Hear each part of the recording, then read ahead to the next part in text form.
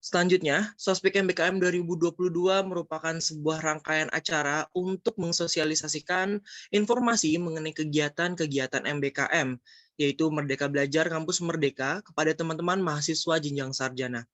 Di mana Sospek MBKM 2002 ini terbagi menjadi 2 periode acara, di mana periode pertama seperti kita telah laksanakan pekan lalu tanggal 19 November 2022 yang di dalamnya terdapat 3 sesi, dan juga untuk pekan kedua pada hari ini tanggal 26 November 2022 yang di dalamnya juga terdapat 3 sesi. Di dalam Sospek MBKM ini terdapat beberapa aturan selama berjalannya acara. Yang pertama, kepada seluruh partisipan diharapkan mampu merename nama menjadi 2020_NPM_nama. Juga kepada seluruh partisipan diharapkan untuk menyalakan video supaya bentuk partisipasi aktif. Kepada seluruh partisipan juga diharapkan mampu untuk meng-mute atau mematikan mikrofon agar tidak mengganggu jalannya acara. Dan kepada para peserta yang ingin mengajukan pertanyaan pada sesi Q&A, dipersilakan untuk raise hand, lalu langsung menyalakan mic atau mengetik pertanyaannya melalui chat box. Pada Sospek MBKM 2022 hari ini akan tersusun dalam 3 sesi, di mana sesi pertama akan membahas mengenai lingkungan kerja di bidang klinis, lalu sesi kedua akan membahas lingkungan kerja pada bidang consulting, dan juga untuk sesi yang ketiga akan membahas lingkungan kerja pada setting corporate. Pada Sospek pertama akan dibawakan oleh Mas Adia Warman Menaldi MPSI Psikolog, selaku psikolog klinis dan juga dosen dari Fakultas Psikologi UI, yang akan membahas mengenai lingkungan kerja pada setting di bidang klinis. Sebelumnya selamat pagi, Mas. Selamat pagi Omar, dan selamat pagi semuanya yang ada di Zoom di Sabtu pagi hari ini. Semoga sehat semua ya. Amin, terima kasih Mas. Baik Mas, jika memang sudah bersedia, saya persilahkan untuk menyampaikan paparan materinya. Baik, terima kasih banyak Omar dan teman-teman semuanya. Izin saya akan membagikan apa sih cerita-cerita di pagi hari ini, gitu ya. Oke, untuk semua mahasiswa angkatan 2020 ya, geng pandemi ini ceritanya ya. Ternyata kalian mulai memasuki masa kehidupan yang lebih nyata lagi nih, gitu ya. Masuklah kalian ke kegiatan di mana kalian akan dipaparkan dengan berbagai kegiatan magang, dan dari yang mulai cari sendiri sampai memang dapat secara otomatis. So, beberapa dari kalian mungkin udah dapat jawabannya di minggu yang lalu. Sekarang saya melengkapi lagi dari sudut pandang atau dari nuansa yang sifatnya kegiatan klinis. Oke, jadi di sini sih judulnya memang Do's and Don'ts as a Clinical Field Intern ya. Waktu itu bicara dengan Mbak Wuri, dengan Mbak Vivi, dengan Mbak Inga, Mbak Manda juga. Apa ya kalau klinis tuh ya, gitu ya. Apa yang mesti diperhatikan dan lain sebagainya. Memang pada area magang klinis atau psikologi klinis tuh agak ada banyak yang perlu diperhatikan. Makanya bunyinya jadi lebih mengerikan ya, do's and don'ts-nya. Padahal kan do's aja, nggak usah pakai don't sebenarnya. Mari kita lanjut. Apa yang mau diceritakan sama saya sih sebenarnya. Jadi sebagian besar peminat S1 psikologi berminat menjadi psikolog. Mungkin baru mulai punya gambaran saat lagi mulai S1, baru mulai tahu, oh psikolog itu ada yang klinis, ada yang pendidikan, ada yang klinis yang anak gitu ya, ada juga yang industri dan organisasi. Di luar negeri sih lebih banyak lagi, bervariatif lagi ya, jadi beda-beda. Tapi di kita adanya 4 itu sampai sejauh ini ya. Dan mungkin sebelumnya hanya berpikir kalau psikolog saja gitu ya, psikolog aja kan udah selesai. Enggak, ada penyesuaiannya lagi dan ada pengkhususannya lagi gitu. Terus kalau psikolog yang duduk di rumah sakit, yang terapi gitu ya, yang pakai kursi sofa, terus kemudian kliennya tuh rebah di kursi yang lebih rileks, melakukan relaksasi segala macam, itu apa? Itu psikolog klinis ya. Oke. Psikolog klinis itu menjadi salah satu yang diminati karena gampang kelihatan di mana-mana. If you're a psychologist gitu ya, kalau di film-film segala macam langsung kelihatan tuh gitu. Nah, mudah-mudahan makin menarik minat kalian lagi nih. Namun seiring dengan minat yang tinggi dan juga penggambaran di media massa yang juga tingkatnya tuh tinggi banget gitu ya, kelihatan banget, nyata banget. Kan jarang ya yang nyebutin psikolog industri organisasi dan gitu ya. nggak kebayang tuh biasanya orang-orang, padahal ada. Psikolog edukasi atau psikolog pendidikan jarang tuh terbahas, padahal sebenarnya ada juga. Kebanyakan orang langsung berasumsinya psikolog klinis itu ya udah itu, ya. Nah, sayangnya memang karena sifatnya yang juga akan sangat, apa namanya ya, sangat tinggi, pajanannya terhadap kasus yang mungkin juga sangat sangat berat dan juga mungkin ketemu dengan kasus gangguan, maka tidak semua tempat dan institusi itu bisa memenuhi kebutuhan pembelajaran via magang untuk area psikologi klinis, gitu ya. Tidak banyak dan sebetulnya lebih kepada berhati-hati supaya tidak membebani kedua belah pihak. Tidak membebani si anak magangnya, dan juga nggak membebani si klien-klien yang menjadi, subjek di dalam atau pasien di dalam institusi tersebut. Nah, oke. Jadi di mana aja sih sebetulnya, tempat yang bisa dipakai sebagai tempat belajar psikologi klinis ya? Yang pertama pasti di rumah sakit, oke. Rumah sakit, apalagi rumah sakit yang sekarang ini semakin banyak, apa namanya, yang mulai juga memasukkan psikolog sebagai bagian dari layanannya gitu ya. Semakin banyak dan semakin jelas layanannya apa, yaitu layanan memang layanan konseling klinis. Kemudian ada juga di puskesmas, memang nggak semua, tapi beberapa puskesmas di paling tidak di Jakarta dan sekitarnya ini sudah banyak yang ada, psikolog klinisnya dan beberapa saja, nggak semua juga, ada yang menyatakan boleh menerima mahasiswa yang magang atau ingin mencoba untuk melihat situasi bekerja area psikolog klinis itu apa sih. Kemudian ada juga klinik. Klinik yang saya maksud ini klinik medis ya, klinik katakan klinik 24 jam, klinik dekat rumah kalian, atau kalau sekarang kalian coba-coba lihat-lihat, baca-baca gitu ya, ada loh apotek-apotek yang juga ada praktek dokter bersama, terus ada psikolog klinisnya juga, ada tuh gitu. Jadi memang psikolog tuh apalagi yang klinis, makin jadi lebih nyata tuh tempat kerjanya di mana-mana. Kemudian bisa di biro atau lembaga yang bergerak di bidang psikologi. Lembaga udah tahu dong kalau UI, psikologi UI kan jelas, satu keluarga dengan LPT UI. Lembaga kan tuh ya, atau biro, katakan misalnya memang ada yang kalian tahu dekat rumah kalian ada biro psikologi apa gitu ya. Nah itu juga memungkinkan, dipilih sebagai tempat belajar, tempat magang kalian. Lainnya lagi, ada laboratorium atau riset yang berada di bawah institusi yang bergerak di bidang psikologi klinis.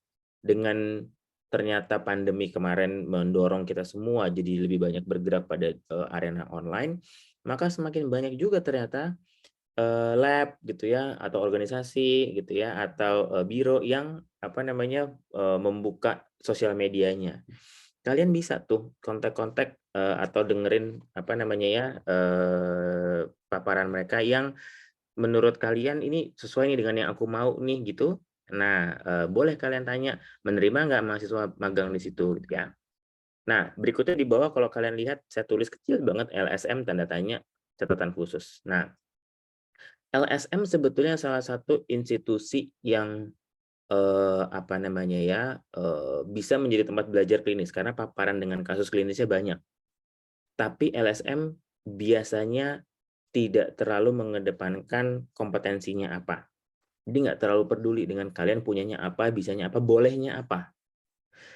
Hati-hati kalau memang kalian memilih LSM, karena LSM bekerja di jam-jam yang variatif banget, tidak tidak terstruktur karena memang sifat dari kegiatannya, dan juga mungkin kalian bisa kalau misalnya LSM kekerasan gitu ya, kalian bisa saja mendapatkan kasus atau menemui kasus yang berat banget di luar dari bayangan kalian, yang mungkin memang juga di luar dari kompetensi kalian. Jadi bagi saya di sini catatan sangat khusus kalau memang ada LSM yang, ya yang kalian minati gitu ya, ngobrol baik-baik dengan PA, ngobrol baik-baik dengan pihak kampus supaya kalian nggak kejebur. Karena begitu masuk ke situ kan sebetulnya itu udah ya sebagai sebuah komitmen, masuk ya udah harus di sana dong gitu sampai selesai programnya gitu. Nah, oleh karena itu perhatikan baik-baik mengenai, kewenangan dan kompetensi yang sudah dimiliki. Di akhir semester ini semestinya kalian sudah rampung dari 2 kuliah intervensi, ya, kelompok maupun individual. Mestinya sudah selesai, jadi kalian tahu kalau di area kelompok kalian bisa berbuat apa. Nah, sekarang kalau untuk klinis pastinya yang lebih kepakai yang intervensi individual. Eee, Juga keterampilan kalian untuk melakukan, riset dan survei sebetulnya. Jadi, yang boleh tuh yang sisi sebelah kiri yang hijau, yang hati-hati dan sebetulnya lebih mengarah ke tidak boleh tuh yang kanan. do's and don'ts-nya di sini nih letaknya. Pertama, kalau misalnya kalian diajak untuk melakukan survei, bikin pengamatan, bikin apa ya, polling pendapat publik mengenai sesuatu yang sifatnya klinis, boleh. Itu sangat-sangat boleh dan kalian udah jago lah bikin itu kayaknya ya. Kemudian pengambilan data.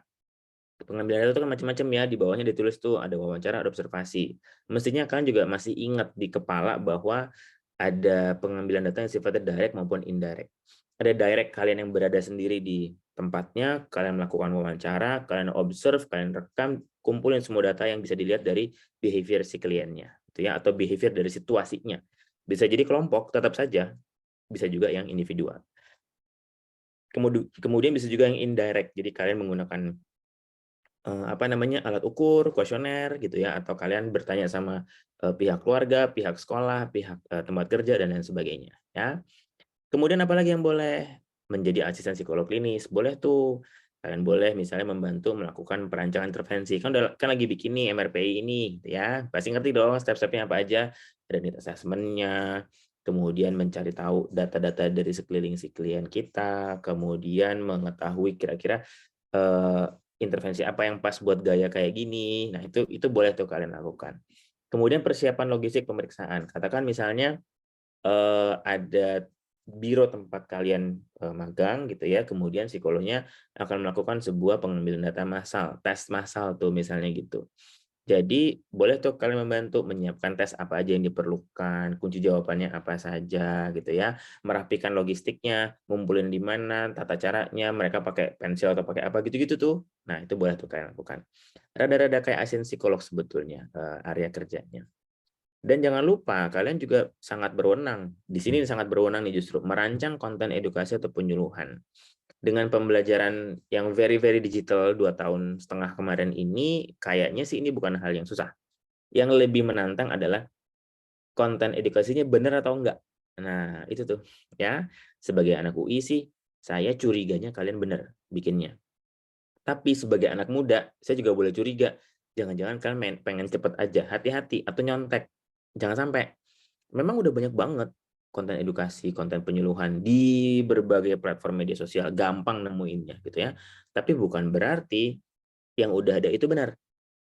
Maka diskusi dengan sebaik-baiknya sama PA kalian karena kalian tetap berinduk ke fakultas. Sekalipun sedang magang keluar misalnya, induk kalian tetap di fakultas. Yang menjaga kalian secara formal itu fakultas. Tempat magang bisa aja tiba-tiba dia ambruk, tiba-tiba dia udah nggak ada lagi, tiba-tiba dia bangkrut, udah dia hilang. Kalian kemana? Tetap akan balik ke fakultas. Jadi jangan pernah lupakan bahwa kalian itu tetap ada di fakultas, duduk dan ulangnya. Jadi ngobrol sama orang di fakultas, ngobrol sama PA, ngobrol sama dosen yang kalian rasa enak buat diajak diskusi, sehingga kalau memang betul kalian akan melakukan kegiatan yang seperti di bawah tadi itu, merancang konten edukasi maupun penyuluhan, kalian mengerjakannya dengan amat sangat baik dan tidak melenceng dari teori yang udah ada. Sekarang kita bicara yang harus hati-hati, oke?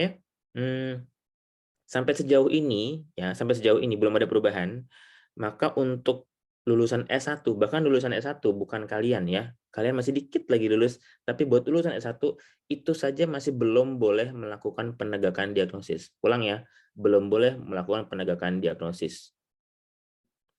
Jadi nggak boleh tuh, apalagi kalian ya, kemudian dipaksa untuk terima kasus, gitu ya, dan kemudian kasus tersebut jatuh kepada kalian untuk kalian lakukan sesuatu, bahkan ini ternyata klinis dan kalian harus membuat penegakan diagnosis. Itu nggak boleh. Oke? Kecuali sifatnya diminta pandangan. Misalnya gitu ya, kalian jadi asisten psikolog di biro X gitu. Ngobrol-ngobrol sana sini sana sini sana sini, terus kemudian psikolog nanya, aku lagi buntu nih sedikit. Kira-kira kalau menurutmu nih arahnya kemana ya nih individu ini gangguannya gitu. Nah, dengan kemampuan kalian yang udah punya teori cukup sampai semester 5 ini, kalian boleh kasih pandangan, kayaknya gini-gini deh Pak, kayak gini-gini deh Bu, kalau saya ngeliatnya gini-gini gini-gini, udah. Sifatnya memberi pandangan dan bukan bukan melakukan penegakan langsung. Catat baik-baik ya, jangan sampai karena itu di luar dari kewenangan kalian. Itu adalah kewenangan yang lebih tinggi lagi. Oke, jadi jangan sampai beban yang terlalu berat itu jatuh ke kalian. Nggak boleh, harus yang sesuai dengan kalian punya. Yang kedua, kalian boleh melakukan perancangan terapi dan melakukan terapi klinis yang self-management. Kalau dia terapinya klinis, nggak boleh. Oke, tidak boleh kalian yang melakukannya karena ada banyak sekali dampak di dalam proses terapi tersebut. Yang mungkin karena belum cukup bekal kalian, bisa merugikan kalian sendiri. Nomor satu, dan yang kedua, merugikan kliennya. Jadi sejauh itu berupa sebuah rancangan intervensi yang sifatnya seperti yang sedang dipelajari sekarang ini, yaitu self management, itu masih oke-oke aja, masih boleh. Tapi kalau sudah lebih jauh dari itu, sudah jelas kasusnya klinis, sudah jelas misalnya dia ada suicidal ideation, sudah jelas misalnya dia misalnya ya apa ya, gigit-gigit rambutnya atau makan rambutnya sendiri gitu ya. Sudah jelas dia melakukan apa namanya, conduct disorder berulang, misalnya nyolong, misalnya nipu di ya minimarket gitu-gitu ya. Itu jelas belum menjadi kewenangan kalian. Nanti silakan lakukan atau tangani ketika kalian sudah masuk jenjang profesi S2-nya. Ya, jadi tolong ini diperhatikan baik-baik. Ini bukan cuman apa, bukan cuman karena mentang-mentang baru S1, bukan. Ini justru untuk melindungi kalian. Ya. Jangan lupa bahwa karena kita profesi yang berhubungan sama orang lain, maka orang lain juga sangat mungkin melakukan penuntutan sama kita.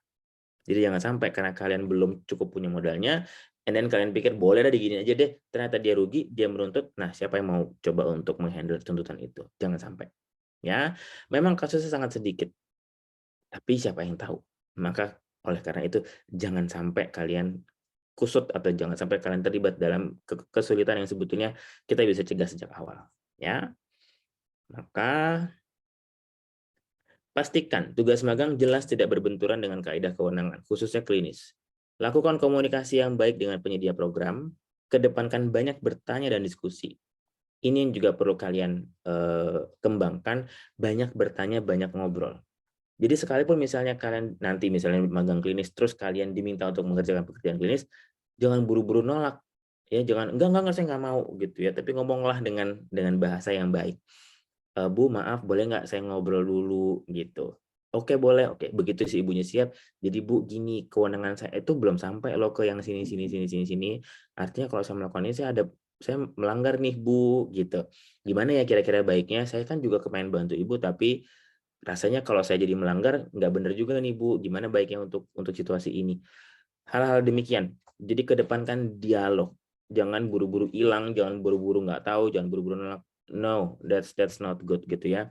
Magang ini menjadi bagian dari kalian juga mematangkan diri kalian sehingga banyak pihak bisa mendapatkan benefit dari kegiatan magang ini, terutama kalian. Sehingga nanti begitu kalian mau ngambil S2, mau jadi asistennya Mas Iman nih, yang psikolog klinis, aku juga udah gampang. Oh, si itu aja tuh jago tuh, dia tuh udah ngerti. Dia dulu waktu MBKM-nya dia ngambilnya di biro psikologi klinis tuh gitu misalnya. Dan kemudian melapor kepada pembimbing akademis atau pihak fakultas apabila ada kesulitan dalam penugasan atau penugasan di luar kompetensinya. Ini terutama memang karena ini klinis ya, jadi perlu cepat ngomong. Kalau misalnya PA-nya nggak bisa dikontak dalam waktu segera, pindah, cari saya, cari Mbak Wuri, cari Mbak Vivi, cari Mbak Manda, cari Mbak Inga, ngobrol, ngomong, bilang, ini ada, aku disuruh gini, gini, aku disuruh terapi gini, gini, gini, ini kayak kan nggak boleh kan ya, bicara. Jadi nanti kita cari apa namanya situasi solusi bersamanya. Ini menjadi lebih genting memang karena terkait dengan kesejahteraan seseorang yang menjadi klien nantinya. So please consider this gitu ya, dan be very very careful about this gitu. Jangan sampai rugi semua pihak karena ini. Sepertinya itu aja dari saya. Silakan kita tanya jawab di sini, kita ngobrol karena mungkin dalam ngobrol masih banyak yang bisa saya kemukakan lagi dibanding saya cuma memaparkan. Selamat bersiap dan mendalami keilmuan yang diminati. Terima kasih, saya kembalikan lagi kepada Omar. Baik, terima kasih Mas Iman atas paparan materinya mengenai bagaimana nanti teman-teman dapat magang di wilayah klinis gitu ya Mas. Dan sebenarnya untuk saya pribadi cukup menarik nih Mas, karena memang saya tertarik untuk jadi sebagai psikolog klinis dewasa gitu Ayo. Mas. Jadi ternyata informasinya juga bermanfaat buat saya juga nih Mas Iman. Terima kasih Mas Iman. Kita akan melanjutkan terlebih dahulu untuk ke sesi kedua yang akan dibawakan oleh Dr. Andes Iskandar Setionegoro, SPSI sebagai Principal Consultant dari IM Consulting. Sebelumnya, halo Mas Iskandar, apakah sudah ada di dalam Zoom, Mas? Halo, apa suara saya sudah terdengar? Selamat pagi. Iya, Jelas, Pak Iskandar. Yuk, terima Jelas, kasih. Pak Iskandar. Baik, Pak. Ya, jika Bapak sudah siap sedia, kami persilahkan untuk menyampaikan materi. Oke, terima kasih Mas Omar. Terima kasih kalau Mas Dikinya sudah hadir. Kita tentu sama saya ingin menyapa juga dengan angkatan yang sangat spesial ini ya. Saya baru aware bahwa kalian angkatan yang berada di pandemi. Jadi mungkin kedatangannya ke kampus tertunda. Oke, hari ini saya mau sharing mengenai bagaimana kalau nanti Anda kerja di sebuah konsultan. Ya, kalau tadi bidangnya klinis, ini barangkali mewakili PO kali ya. Dan kalau tadi Mas Adit mengatakan bahwa tempat kerjanya di mana gitu kan. Wah, kalau konsultan tuh lebih enak lagi. Tempat kerjanya pasti secara tradisional ada di kantornya konsultan, ada di kantornya klien, ada di rumah Anda. Dan slide ini saya sengaja saya pilih untuk menunjukkan ini salah satu tempat kerja kita, ya. Jadi bisa jadi kita kerjanya di pantai, bisa jadi kerjanya di gunung dan sebagainya, itu sesuatu yang menarik juga. Oke, next. Ya. Apapun juga tempat kerja kita, melalui slide ini saya ingin mengingatkan passion ya. Jadi kita tuh harus bekerja dengan passion. Jadi kalau nanti Anda benar-benar minatnya di PO, pengen jadi kerja di konsultan, pastikan itu selaras dengan passion Anda ya, karena itu akan membuat pekerjaan tuh nggak ada susahnya kalau kita bekerja dengan passion kita. Next. Nah, saya sengaja juga pasang ini yang di kiri tentu Anda sudah kenal, saya sendiri, dan yang di kanan adalah beberapa ini karyawan-karyawan maupun mahasiswa magang dari EM Consulting. Ya. Kenapa saya mau kasih lihat ini? Karena jujur saya akui saya pernah gagal juga ya di dalam hal memahami. Jadi pada waktu saya di awal karir saya bekerja di sebuah perusahaan, tepatnya di Astra pada waktu itu, dan kerja sampai kemudian saya memutuskan resign, saya buka konsultan. Di otak saya berpikir bahwa yang namanya karyawan itu adalah orang-orang yang bantu saya adalah orang-orang yang punya mindset long life employment, sama seperti generasi saya. Tetapi kemudian saya menyadari ternyata beberapa bulan resign, belum 1 tahun resign, gitu kan? Kalau di kantor kok kelihatannya seru, tapi kok resign juga? Ya ini berarti saya harus paham bahwa saya membangun bisnis konsultan di zaman di mana SDM-nya adalah milenial dan Gen Z. Ya, menarik kenapa? Kerjaan dibagi-bagi, tiba-tiba ada yang bilang, Pak, saya nggak mau kerjain ini. Kenapa? Nggak suka. Nggak suka gitu ya. Jadi saya mikir, waktu saya kerja, saya nggak pernah bisa bilang tuh nggak suka gitu ya. Tetapi setelah itu saya pahamin. Jadi buat saya gampang kok, nggak ada masalah. Jadi bekerja sama milenial sama Gen Z. Kasih aja kerjaan yang mereka sukain dan mereka perform. Gitu ya. Oke, next. Sekarang kerjaannya kayak apa sih? Di slide ini saya mau kasih lihat. Coba Anda perhatikan di kiri. Di kiri itu yang dianalogikan dengan pohon, itu isi-isinya adalah klien-kliennya IM Consulting. Ya, klien-klien kami. Jadi kalau tadi Pak Mas Adit cerita mengenai siap kliennya, kan kebanyakan perorangan, kalau ini memang korporasi. Ya. Tapi kalau Anda perhatikan itu ya, ada bedanya. Ada big companies, ada medium size company. Industrinya macam-macam. Jadi ada yang di otomotif, ada yang di construction, ada juga rumah sakit. Jadi macam-macam. Ya. Ini yang membuat sebetulnya pekerjaan sebagai konsultan itu sangat menarik. Kenapa? Industrinya aja beda-beda. Menarik tapi sekaligus challenging karena tadi ya kita harus segera mungkin juga memahami dinamika dari setiap industri. Karena itu tadi ya kita kan percaya sebagai orang-orang psikologi selalu mengatakan oh setiap individu unik. Sebetulnya di PO juga gitu. Setiap organisasi itu unik. Setiap perusahaan yang jadi klien kita unik. Sama-sama di industri otomotif tetap unik. Ya, itulah yang kita harus pahamin pada waktu kita masuk diundang oleh mereka. Ya, nah kemudian IM Consulting sendiri, tolong next ya. IM Consulting sendiri selalu mempromot bahwa mau bantu klien-kliennya untuk menjadi company of joy. Company of joy itu apa? Ya itu adalah kerangka kami untuk mengatakan bahwa klien perusahaan, manajemen, dan karyawan harus happy. Ya, jangan sampai cuma salah satu yang happy. Kalau cuma salah satu yang happy, kalau ownernya happy, direksinya happy, karyawannya yang merasa dieksploitasi. Tapi kalau karyawannya yang happy, ownernya nggak happy, berarti ada masalah di produktivitas. Jadi ayo tugas kita sebagai konsultan adalah membantu klien-klien kita supaya tadi sama-sama baik karyawan maupun ownernya, direksinya sama-sama mau perform produktif dan membangun suatu suasana kerja yang menyenangkan, ya. Jadi masuk kantor itu adalah sesuatu yang menggairahkan, bukan menjadi beban.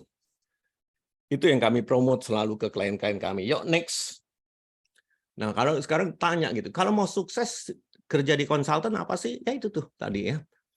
Ada beberapa attitude, winning attitude yang kita harus miliki. Satu adalah achieve the best, kemudian dua, kita harus menjadi manusia yang selalu punya inisiatif, mau terus belajar, dan confidence. Kenapa sih achieve the best? Saya mau pakai analogi begini. Ini, sorry nggak kelihatan ya.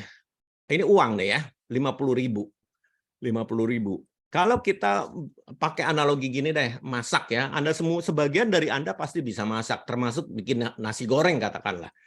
Nasi goreng kalau dihitung-hitung mungkin modalnya cukup 50.000. Tetapi karena Anda lagi nggak di rumah, Anda lagi di perjalanan, Anda harus mampir ke kafe atau Anda berada di sebuah hotel, Anda pengen nasi goreng, terpaksa Anda bayar kan, ya.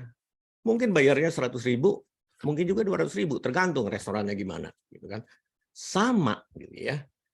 Klien kita itu sebetulnya bisa bikin nasi goreng sendiri, sebagian ya, nggak semuanya gitu. Bisa bikin nasi goreng sendiri, tetapi mungkin mereka punya alasan tertentu. Mungkin sibuk, mungkin mereka mau fokus di core mereka, sehingga mereka butuh bantuan konsultan. Pada waktu butuh bantuan konsultan, mereka bayarnya yang ini nih, ya, yang ini. Nah, kalau kita udah makan nasi goreng harganya segini, yang 200.000 ini atau 100.000 lah, tentu kita minta kualitas yang lebih tinggi daripada 50.000. Jadi sebagai konsultan, kita harus kasih hasil kerja yang jauh lebih baik kalau mereka kerjakan sendiri. Ya, makanya nggak bisa enggak, konsultan itu harus achieve the best. Selalu mau memberikan yang lebih. Kenapa? Karena itu tadi, harganya tinggi. Harus punya banyak inisiatif supaya klien juga respect. Oh, beda ya. Karena kan tadi ya, nasi goreng ada di mana-mana. Jadi kita harus mengatakan nasi goreng buatan kita sih pasti jauh lebih enak. Seperti itu. Jadi ada nilai tambah yang kita bisa berikan. Nah, mau nggak mau ya kita harus banyak belajar, continuous learning. Terus kadang-kadang kita harus maju, gitu kan? Kita harus maju. Berhadapan presentasi dengan direktur yang sudah sangat senior, yang tajir melintir, gitu kan? Ya, tapi kita juga harus punya confidence, gitu. Makanya saya sarankan juga kepada Anda melalui slide ini, Anda coba pahamin deh ya, dan lakukan 7 habits-nya si Covey, itu bagus banget, gitu kan? Ya, silakan, gitu kan? Oke, next. Nah, apa sih yang dilakukan? Nah, ini ada satu model yang kami sering pakai sekali, modelnya namanya model ADI. ADI itu singkatan jadi Analyze, Design, Develop, Implement, Evaluate. Ya, Analyze, Design, Develop, Implement, Evaluate. ADI ini kita pakai. Jadi kalau begitu klien mengundang kita datang, kita melakukan analyze. Ya. Nah, sama sebetulnya seperti di klinis. Kalau di klinis kadang-kadang waktu si klien datang, terus dia cerita, saya merasa begini, merasa begitu. Kita kan nggak boleh, kita harus mendengar, tapi nggak boleh larut dengan apa yang mereka katakan, karena bisa jadi itu hanya sindrom saja, bukan problem yang sesungguhnya. Di perusahaan juga demikian. Waktu kita datang, kita harus gunakan tuh segala hal yang kita pernah pelajari di kampus. Apa? In-depth interview, active listening, kita dengerin supaya tahu, oh oke. Gitu ya. Jadi pernah sekali, misalnya gitu kan, klien bilang, Pak, kita butuh leadership training, Pak. Oh oke, kami punya leadership training, tetapi kenapa? Jadi kita baru tanya, kenapa? Nah, nanti dari dia cerita, kita tahu, oke, gitu kan ya. Ini bukan leadership training jawabannya. Kita harus kemudian menyampaikan pandangan-pandangan kita di awal, gitu ya. supaya mereka kemudian oh iya dapat insight, oh iya ya ternyata memang bukan leadership training kebutuhannya, ada kebutuhan lain. Nah kalau cocok kita desain. Jadi kita desain apakah sebuah training atau intervensi lain, apakah proyek consulting. Jadi kita desain dan kemudian kita tawarkan mereka. Semuanya cocok, kita jalan, ya. Kita develop di mana Anda pasti akan terlibat, kemudian kita implementasikan dan tidak ada suatu produk akhir yang sempurna, yaitu artinya kita selalu perbaikin lagi, betulin lagi. Nah, kurang lebih begitu, ya. Tetapi yang menarik apa? Tadi, kalaupun benar kebutuhannya adalah leadership training, setiap kita nggak bisa seperti kita datang ke Kentucky Fried Chicken tuh, ya apa gitu kan, ya ayam goreng, keluar ayam goreng yang sama. Nggak bisa. Leadership training oke, gitu ya. Tetapi klien itu berbeda, kita harus pahamin. Makanya di awal misalnya gitu ya, maaf dikembalikan ke beberapa slide sebelumnya yang ada pohonnya, Nah, Anda lihat kami ini kan ada Daihatsu nih ya. Ada Daihatsu itu training leadership-nya kami udah berikan berpuluh-puluh batch. Kemudian grup Astra lain bilang kita Isuzu sama BMW kita juga mau dong, gitu kan. Itu nggak bisa copy paste aja. Karena Anda lihat ya Daihatsu sama BMW misalnya, ini dua mobil yang berbeda, yang satu prinsipalnya Jepang, yang satu prinsipalnya Jerman. Ya, lain, harga mobilnya juga beda. Jadi customer yang dihadapi juga beda. Ah, itu yang kita harus pahami. Jadi nggak bisa, oh tenang aja, kita udah sering training leadership. Enggak, kita harus pahamin ya apa yang berbeda. Kita tahu kalau perlu kita datang gitu ya. Datang berapa hari kita lihatin sampai kemudian kita oke, paham gitu ya. Paham dan baru kemudian kita develop. Kita develop yang custom buat klien-klien kita. Itu training tuh. Belum lagi kalau sistem-sistem yang kita buat untuk klien kita selalu custom. Ya, selalu custom. Nah, makanya gitu ya. Itu tantangan yang sangat menarik. Sangat menarik karena tadi ya, kita harus berikan sesuatu yang sesuai sehingga pada waktu entah itu di training ataupun di consulting, pada saat kita berikan ke mereka respect kepada kita karena kita dianggapnya sebagai konsultan yang paham dengan apa yang terjadi di perusahaan mereka, ya. Itu gunanya dan di dalam training itu juga penting. Misalnya construction gitu ya. Di construction itu menarik ya. Tadi kan ada klien kami construction gitu kan. Ya. Itu pertama kali bukan training tapi di consulting gitu kan. Partner kita tuh insinyur yang sudah pengalaman gitu kan. Ya. Sudah pengalaman, hebat-hebat lah, mereka juga pinter-pinter gitu ya. Tetapi ada yang unik dari mereka. Insinyur itu terbiasa pada angka. Sedangkan kita yang di psikologi, ya memang ada angka, tapi bukan yang utama. Jadi kalau konsep yang sifatnya abstrak mengenai motivasi dan sebagainya yang buat kita yang belajar psikologi itu rasanya gampang dipahamin, buat para insinyur itu sulit gitu ya. Jadi dan selalu mereka minta satu jawaban, Pak, jadinya gimana Pak? Jadi mestinya yang gimana gitu. Jadi mereka tuh nggak bisa kalau dikasih pilihan. Ya dikasih pilihan. Dari situ saya belajar, oke, industri ini ternyata unik seperti ini. Jadi hal-hal seperti itulah yang kita harus lakukan, ya. Oke, next. Nah, apa saja yang Anda lakukan secara ini ya, can do atau mampu. Ya, otomatis tadi itu ya, kalau mau ketemu klien kita harus pahamin. Nanti kalau ketemu tanya lagi, dalemin gitu ya, industrinya kayak apa, perusahaannya kayak apa, organisasinya kayak apa. Ada organisasi yang sangat birokratis, sangat seperti piramid, ada yang sangat datar. Terus yang mana yang benar? Dua-duanya benar selama cocok buat perusahaan mereka dan itu produktif. Jadi, nah itu kita harus tahu gitu ya. Jadi jangan bilang, nggak bisa nih Pak, industrinya harus gini. Nggak boleh begitu. Gitu. Ya, kemudian technical know-how. Gitu. Technical know-how ya anggap PO lah ya. PO itu harus apa sih? Harus tahu mengenai teori-teori motivasi, kompetensi, dan sebagainya tuh yang kita pelajarin. Itu kepake semua. Ya, kepake semua dan menurut saya, seperti yang Mas Adit katakan, kita yang udah Anda semua yang masih di S1 itu juga ilmunya udah banyak yang bisa dipakai, ya.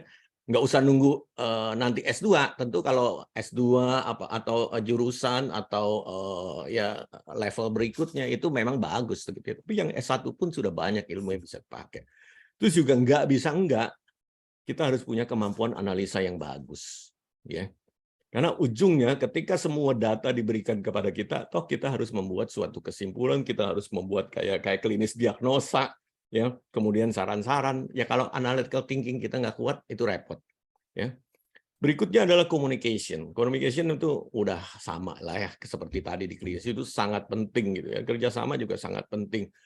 Kalau kita komunikasinya buruk, nanti problem di lapangan kita ketika ketemu dengan klien-klien. Ya. Jadi perhatikan bahwa ketika Anda tertarik kepada PO, Anda harus memperhatikan kompetensi mampu atau can do yang menjadi syarat ini. Oke, next. Ya, next. Nah, apa aja sih gitu ya? Nah, ini contoh. Jadi nggak semua konsultan tentu mirip seperti kami, konsultan juga lebar gitu ya. Jadi kalau kami bantu apa ya misalnya gitu ya. Kalau kalian dengar beberapa minggu ini kan, wah startup ini banyak yang lagi kolaps, gitu kan? Wah lagi PHK, gelombang PHK besar-besaran, gitu kan? Apa yang terjadi? Salah satu yang sering diidentifikasi adalah mereka keberatan bayar gaji, kan? Bayar gaji yang sangat besar, gitu kan? Ya, nah ini di sini kita bisa bantu. Itu juga ruang lingkup PIO. Banyak startup melakukan kesalahan gara-gara opportunity yang begitu besar yang ada di dunia bisnis saat ini. Mereka main hajar aja, mereka main ambil aja profesional di luar sana dan langsung kasih gaji. Kamu minta berapa saya kasih gitu kan. Nah, startup itu banyak yang melakukan hal-hal seperti itu. Itu kalau lagi marketnya bagus. Kalau lagi sulit, kebeban itu. Nah, sebagai psikolog konsultan gitu ya di bidang PIO, ya kita harus paham itu ada teori-teorinya mengenai yang paling mudah tuh salah satunya teori lama adalah teori hatchback ya. Kita harus bisa membedakan faktor motivator mana maintenance. Di hatchback itu dijelasin ya. Nah, kadang-kadang perusahaan nggak paham mengenai hal itu. Ya tugas kita ngasih tahu gitu kan. Yang mana sih yang faktor kompensasi ini yang benar-benar meningkatkan kinerja, yang mana akhirnya cuma jadi fixed cost aja. Terus kenapa menjaga internal equity itu penting? Ya teori self esteem. Ya, bagaimana apa saja yang bisa meningkatkan benarkah gitu ya? Herzberg mengatakan bahwa hal yang memotivasi itu tak selamanya uang. Jadi Herzberg mengatakan bahwa pekerjaan yang menantang, kesempatan untuk maju dan sebagainya gitu kan. Itu kan tidak harus berarti uang. Nah, kalau kita kuasain, kita bisa kasih saran-saran yang baik. Kemudian juga kita juga harus ngerti bahwa di zaman sekarang high achievers itu ya harus, kalau di zaman dulu ya, kalau orang kerja gaji udah diatur, terus kemudian nantinya gimana? Udah percaya saja sama bos. Tapi millennials, Gen Z adalah orang yang berani untuk datang ke bosnya dan nanya, kapan ya gaji saya naik? Kapan ya pangkat saya dinaikkan, jabatan saya? Nah, kalau manajemen nggak punya jawaban itu, dia nggak bisa, gitu ya. Dia akan nggak bisa memaintain dan membuat millennials yang menjadi SDM-nya dia untuk bekerja secara luar biasa. Nggak terjadi tuh the company of joy, ya nggak terjadi, gitu kan? Ya, jadi itu salah satu contoh lingkup pekerjaan kita. Terus juga mengasih tahu bagaimana mengembangkan training. Ya kadang-kadang mereka, misalnya kan kita punya klien di rumah sakit gitu kan ya. Ya mereka kan bukan profesional di bidang HRD gitu kan. Jadi kalau ngajarin anak buah itu yang ngajarin sekedar ngulang apa yang dikatakan, nggak ada strukturnya, nggak ada ininya. Kita bantu mereka gitu ya. Begitu juga dalam hal rekrutmen, ini kan rekrutmen adalah sesuatu yang paling umum ya, paling basic. Tapi banyak perusahaan yang masih abai gitu ya, masih abai dan kurang memperhatikan hal itu. Ya. Oke, lanjut. Terus ya ini contoh juga ya gimana gitu ya kita melatih komunikasi dan kemudian juga misalnya membangun. Jadi inilah jawaban terhadap milenial gitu ya. Jadi creating your own career prosperity. Milenial tuh harus begitu, nggak kayak zaman saya dulu gitu ya. Kalau zaman saya dulu asal bosnya udah bagus, baik, udahlah kita serahkan nasib kita ke tangan bos kita. Tetapi yang sekarang nggak, milenial pengen dikasih otoritas untuk mengarahkan dirinya sendiri, ya, mengerjakan hal-hal yang mereka suasai, mengarahkan dirinya sendiri pada karir. Nah, kita harus itu kasih saran kepada perusahaan, ngebantu mereka supaya mereka oke, begini ya sekarang ya. Karena kan direktur-direktur itu kebanyakan masih pada usianya adalah mereka yang kita sebut secara jokesnya adalah kolonial, ya. Nah, itu contoh ya. Silakan dilanjut next. Terus apalagi challenge-nya ya? Tadi kan Mas Adit juga cerita gitu ya. Hati-hati gitu ya. Nah, yang enaknya gitu ya, kalau kita sebagai konsultan, kita yang kita hadapi di perusahaan sering adalah direktur langsungnya. Ya, direktur langsungnya. Kenapa? Karena mereka decision maker ya. Jadi apa yang kita sarankan misalnya untuk tadi kan sistem penggajian, sistem kepangkatan gitu kan. Ya. Mereka kita berhadapan langsung dengan CEO atau direktur mereka gitu kan. Repotnya kadang-kadang itu tadi consulting di bidang HRD, BDPO itu important but not urgent. Ya. Kenapa? Yang urgent apa sih gitu ya. Nah, auditor, kalau external auditor, kalau perusahaan-perusahaan go public itu setiap bulan di tanggal tertentu, bulan tertentu mereka harus keluarkan laporan versi yang sudah diaudit, gitu kan. Di tanggal tertentu itu sesuai dengan peraturan pemerintah. Jadi begitu udah mendekati tanggal itu, direkturnya pasti mau diajak meeting soal tadi ya, financial dan sebagainya. Tetapi kalau HRD, gitu kan ya, oke Pak, oke. Minggu depan aja ya, 2 minggu lagi ya dan sebagainya. Seperti itu. Nah, kita harus pinter-pinter tuh. Ya, harus pinter-pinter supaya bisa menjadi tadi ya perhatian mereka. Kalau kan nanti kita terus molor terus gitu kan, proyeknya nggak selesai-selesai. Kalau nggak selesai-selesai nanti ujung-ujungnya kita juga yang repot. Makanya kita harus punya time management yang baik juga ya. Dan salah satu yang penting juga adalah psikologi itu komunikasi, kolaborasi ya. Jadi jangan sampai kita bisa mengembangkan desain program yang baik, consulting model yang bagus, tetapi nggak dipakai sama mereka. Ngapain gitu kan ya? Itu konsultannya belagu tuh apa gitu ya. Ya, jadi buy-in proses itu kita harus lakukan ke mereka ya, supaya mereka merasa kita datang bukan sebagai kompetitor mereka gitu. Kadang-kadang kan masuknya sebagai konsultan sering merasa dianggap sebagai ancaman. Ya, jadi mereka suka nanti kita jadi disalahin nih sama CEO kita. Jadi kita kolaborasinya gagal. Ya, jadi buy-in proses itu sangat penting. Oke, saya udah diingetin waktunya udah mepet. Jadi next gitu kan. Nah, gimana gitu ya. Jadi ya kami sih sudah sering terima intern termasuk terutama sekali dari UI gitu ya. Nah, ini kan yang paling atas kiri atas itu adalah kan teman 1 tahun Anda ya, di atas Anda 1 tahun gitu ya. Mereka baru kemarin selesai dan kebetulan kalau tadi ada di cover pertama ada Tanjung Lesung, 2 orang dari mereka dapat pengalaman untuk ikut ya ke Tanjung Lesung dan sebagainya dan ikut menjadi bagian dari timnya tadi membuat training custom. Tetapi selalu di awal kalau ada yang mau magang, saya selalu bilang kalian presentasi dulu deh di hari pertama gitu ya. Kalian tuh mau passionnya apa sih? Jadi pakai kerangka finding your ikigai gitu ya. Nah, kemudian juga kadang-kadang kan di luar sana tuh suka ada percakapan, kalau anak UI gajinya harus minimal 10 atau apa gitu ya. Kalau saya bilang gini, saya balikin gitu ya. Kalian itu kalau mau nantinya kerja beneran mau gajinya naik cepat, itu sebetulnya adalah balik lagi yang nentuin kalian, bukan manajemen karena tadi Anda seberapa jauh bisa menyerap dan kemudian berkontribusi di dalam suatu proyek. Nggak penting apakah Anda cuma baru 6 bulan atau sudah 1 tahun atau 2 tahun, nggak penting. Tapi di usia berapapun, di pengalaman kerja berapapun, kalau bisa dilakukan, Anda bisa kasih kontribusi yang banyak, itulah harga Anda. Seperti itu ya. Dan saya terus terang ini ya cukup positif dengan adik-adik magang dari UI karena saya juga terima pemagang dari universitas lain, fakultas lain, termasuk sastra Jepang, ya, dari universitas yang lain. Tapi salah satu yang ingin saya berikan feedback, satu, umumnya kalian smart, ya, dan kemudian ketika kalian dapat tugas sama gitu ya. Kadang-kadang kita kan sering ketemu di luar bilang, kalau udah kerja mah teori sama praktek beda, ya nggak bisa, salah gitu ya. Kerja juga, praktek juga harus pakai teori gitu ya. Dan bagusnya kalau saya bilang, oke, kalian coba kembangkan ini. Yang menarik adalah referensinya bagus-bagus ya. Kadang-kadang saya terima wiki dijadiin referensi. Terus juga dari googling ketemulah nama Mulyadi, bicara soal Mulyadi ini hanya random name gitu ya.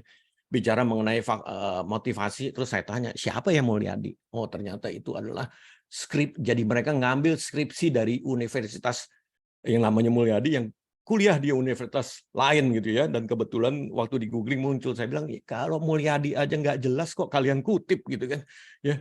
Nah kalau UI mah oke lah gitu ya, umumnya referensinya berbobot. Kedua juga saya pernah beberapa kali dititipin mahasiswa jadi yang magang tuh mahasiswa berprestasi. Wah itu luar biasa gitu ya. Jadi saya pikir oh ini juga harus jadi pelajaran buat kalian semua. Yang berprestasi itu selalu perilakunya muncul. Jadi mereka tuh kayak, Pak ini apalagi Pak yang bisa saya bantu, apalagi saya yang bisa kerjakan. Wah lapar banget gitu ya, lapar banget, itu saya seneng banget tuh ya, saya seneng. Terus kemudian yang terakhir ini, Anda adalah manajer buat diri Anda sendiri. Jadi di IM Consulting itu ada kebiasaan karena saya mau mendidik Anda aware dengan ini ya, faktor biaya dan kualitas. Jadi saya selalu bilang kalau setiap kali saya kasih tugas saya akan bilang kepada yang bersangkutan gitu ya. Oke, Rudi, kamu kerjain kerjaan A ini 7 jam selesai misalnya, atau 15 jam selesai. Jadi setiap pekerjaan tuh selalu saya kasih waktu standarnya. Nah, nanti kita lihat si Rudi, si Toto, si siapapun itu bisa selesaikan dalam berapa jam. Ya, ini feedback buat kalian. Ya, kalau kerjaan 7 jam kalian bisa kerjakan 5 jam, oke. Ya, berarti kalian bagus. Kebiasaan itu nanti bawa kalau Anda beneran lulus, ya, beneran lulus ya kerjanya harus begitu. Jadi jangan dipol-polin habis 7 jam gitu ya. 15 jam selesaikan dalam 12 jam. Ya. Jadi productivity saya udah perkenalkan di awal supaya Anda tahu nanti gitu ya, orang-orang yang productivity-nya hebat lebih, itulah yang nanti salary-nya akan cepat naik seperti itu ya. Oke, saya rasa waktunya udah habis ya, bener ya. Ini ada yang terakhir, saya selalu bilang gitu ya, belajar dan belajar. When you stop learning, you stop growing. Sama, saya pun juga demikian. Jadi saya pun walaupun usianya sudah jauh lebih senior dari Anda, saya pun juga harus terus belajar. Oke, terima kasih. Itu dulu ya. Kalau nanti ada pertanyaan, dengan senang hati saya jawab. Saya kembalikan ke moderatornya. Baik, terima kasih ya, Pak Iskandar atas waktunya dan juga atas materi yang disampaikan, dan juga nanti untuk tanya jawab akan diberikan di akhir ya Pak ya, bersamaan dengan seluruh ketiga sesi. Selanjutnya teman-teman kita masuk ke dalam sesi ketiga yang akan disampaikan oleh Mas Arya Ferdi Ramadhani atau Mas Ferdi dari Marketing Manager dari Telin. Halo Mas Ferdi, bagaimana kabarnya Mas? Halo, selamat siang Mas Omar ya? Ya betul Mas. Selamat siang, kabar baik Mas Omar.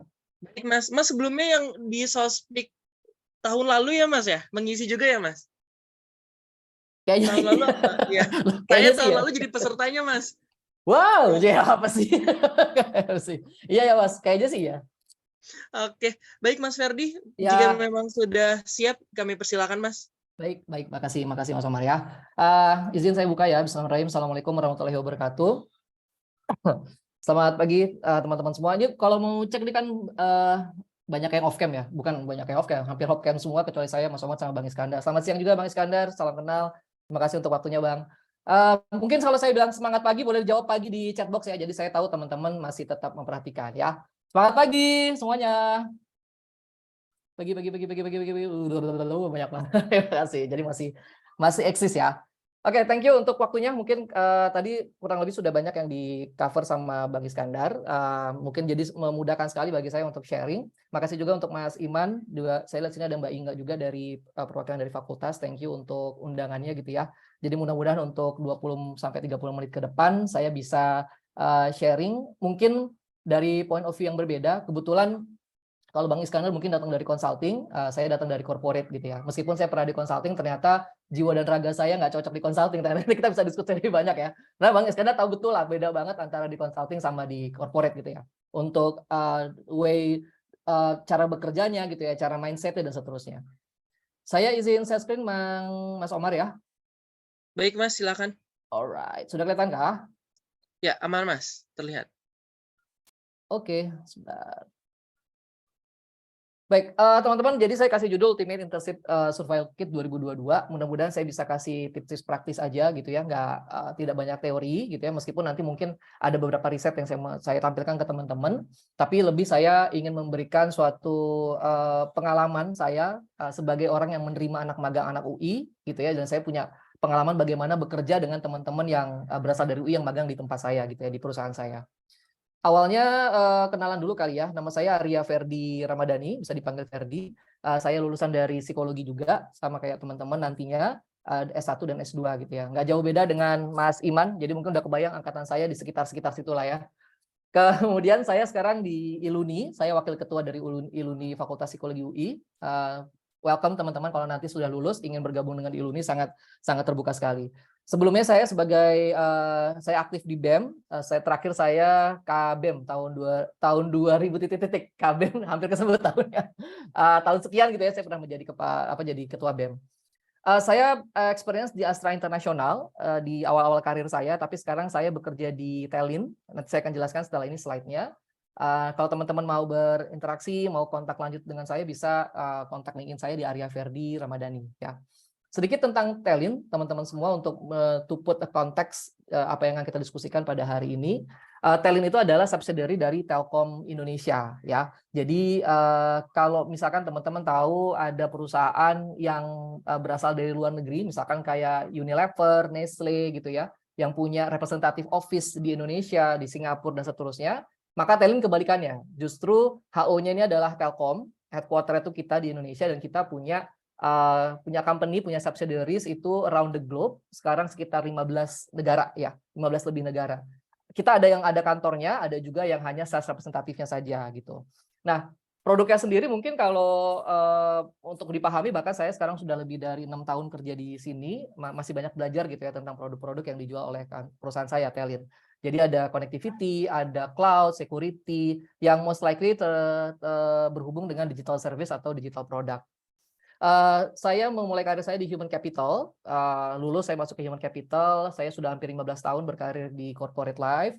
Kemudian sejak 2020 saya move ke marketing gitu ya. Jadi sekarang saya banyak pegang digital marketing, marketing strategi, termasuk di dalamnya ada market research dan seterusnya. Just to give untuk memberikan suatu point of view baru teman-teman, bahwa ketika nanti sudah masuk ke dunia korporasi, selama teman-teman punya willingness dan capabilities-nya, maka teman-teman bisa ditempatkan di mana saja dan bisa sukses. Dan itu semuanya bisa berawal dari internship-nya teman-teman. Ya, kira-kira bridging-nya begitu. Oke, jadi kalau mau buka silakan www.telin.net. Oke, karena saya pengennya juga saya tuh kalau ngisi webinar, enaknya webinar itu bisa dilakukan di mana saja. Nggak enaknya kami sebagai pembicara tuh kayak ngomong sendiri gitu, karena kita nggak tahu nih teman-teman sekarang bener-bener dengerin apa enggak, mungkin ada yang sambil goleran, mager, atau sambil di jalan gitu ya, nggak apa-apa ya. Tapi mau coba maksimalkan fitur chatbox kita untuk sama-sama diskusi. Jadi kemarin Mas Iman kontak saya untuk coba bicara tentang internship, tentang magang gitu ya. Tentu bagi teman-teman masuk ke tempat yang baru, in terms of internship, itu pasti ada rasa takut, rasa kecemasan, rasa nggak yakin gitu ya. Karena semuanya berawal dari mungkin ketidaktahuan apa sebetulnya diharapkan dari magang ya. Gampang ya. Nah sekarang pertanyaannya, boleh sejujur-jujurnya deh, share aja di chat box teman-teman, apa sih biggest fear-nya? Kecemasan yang saat ini teman-teman rasakan ketika nanti magang atau ketika ini menuju magang ini gitu ya. Ketakutan, kecemasan terbesar. Boleh share di chat box ya, teman-teman? Saya pantau di sini. Silakan teman-teman. Ada 179. Apa sih ketakutan teman-teman dalam hal magang? Ditulis di chat box, boleh? Saya stop share dulu ya. Silakan teman-teman.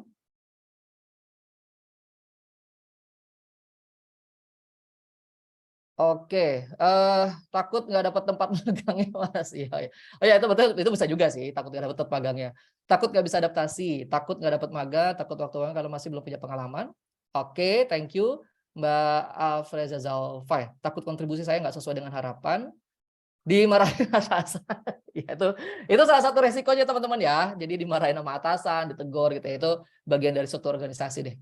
Takut ternyata nggak sesuai ekspektasi, takut dapat atasan yang nggak bisa diajak komunikasi, oke. Takut nggak kompeten, nggak bisa nyesuaiin flow kerja, takut workload-nya nggak sesuai, takut nggak sesuai dengan ekspektasi. Alright, thank you. Makasih teman-teman untuk sharing-nya ya. Aku kembali lagi ke sini. Jadi ketakutan yang sebenarnya teman-teman tadi tuliskan di chat box, terima kasih sekali yang sudah actively untuk berinteraksi dengan saya. Itu adalah hal yang sangat wajar terjadi gitu. Karena biasanya orang merasa takut, orang merasa cemas itu karena belum punya bayangan atau belum tahu sebetulnya apa yang akan mereka hadapi nanti gitu ya in terms of internship. Nah, tapi dengan adanya program ini sebetulnya tadi Bang Iskandar sudah menjelaskan dengan sangat komprehensif. Saya dengarkan tadi di tengah-tengah ya Bang ya, mohon izin. Itu sudah sangat bisa membayangkan lah kira-kira apa perbedaannya ketika nanti kita bekerja as a professional dengan kita sebagai student gitu ya di kampus ini. Yang sedikit banyak saya pikir ada persamaan, ada perbedaannya. Terkait ke sana teman-teman semua, saya coba gambarkan ini jembatannya ini jadul banget. Soalnya ini di tengah workload kita saya coba tetap memenuhi pembuatan deck ini, tapi intinya gini lah. Intinya saya mencoba memberikan gambaran teman-teman bahwa kampus dengan work life itu sebetulnya adalah magangnya itu adalah sebagai jembatannya gitu ya di tengah-tengah. Kita sekarang mungkin sedang berkuliah, kemudian kita akan bekerja, maka untuk mengetahui sedikit banyak tentang dunia kerja yang magang ini tempatnya. Percaya deh teman-teman. Jadi gini, dulu waktu tahun saya kuliah gitu ya bareng-bareng dengan Mas Iman, itu program magang bukan menjadi suatu program yang mandatory gitu dari kampus. Jadi sebetulnya optional aja. Jadi saya lebih banyak untuk aktif di BEM.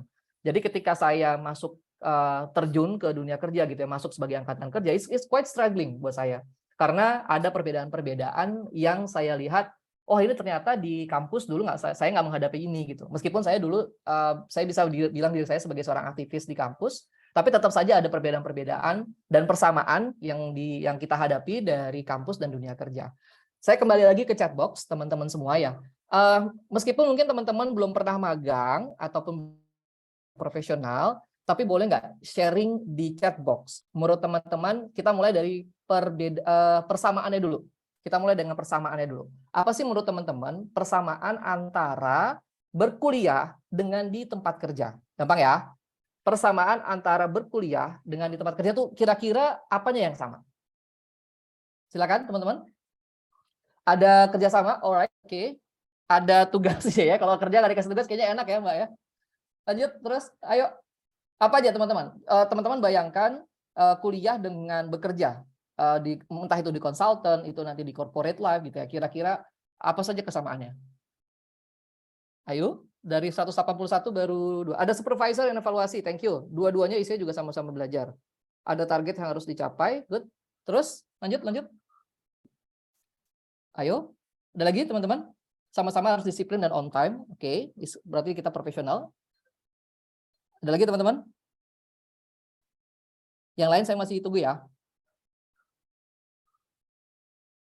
Kira-kira kalau misalkan bayangin teman-teman sedang berkuliah, ya teman-teman yang hadapi sehari-hari ini, kemudian di tempat kerja kira-kira apa sih persamaannya? Oke, saya lihat ada beberapa yang sudah jawab gitu ya. Jadi sambil menunggu jawaban yang lain, teman-teman boleh di-note ya, di-note untuk pengalaman saya sebagai seorang mahasiswa. Saya dulu S1 dan S2, kemudian saya terjun ke dunia korporasi selama yang tadi saya bilang hampir 15 tahun. Ada teamwork juga, oke. Terima kasih Mbak Yasmin. Dan persamaan yang pertama adalah teman-teman tentu ada target yang harus dicapai. Jadi gini, kalau teman-teman tadi jawab di chat box, ketakutannya adalah tidak sesuai harapan gitu ya, tidak tahu apa yang akan dihadapi gitu. Padahal sebenarnya apa yang Anda lakukan di kampus itu sedikit banyak sama kok dengan apa yang nanti di tempat kerja. Oke ya, maksudnya in terms of soft skill-nya ya, bukan tugas yang dihadapi. Tugas yang dihadapi mungkin ada yang sama, mungkin ada yang berbeda. Tapi in terms of soft skill apa yang harus dimiliki, itu kurang lebih sama. Jadi kalau di kampus teman-teman punya target yang harus dicapai, ya kita punya namanya KPI, Key Performance Indicator. Kalau teman-teman misalkan apa ya, SKS lah misalkan, yang harus di-achieve. Kemudian ada deadline. Pasti dosen di kampus selalu mengasih deadline kan. Begitu juga di tempat kerja.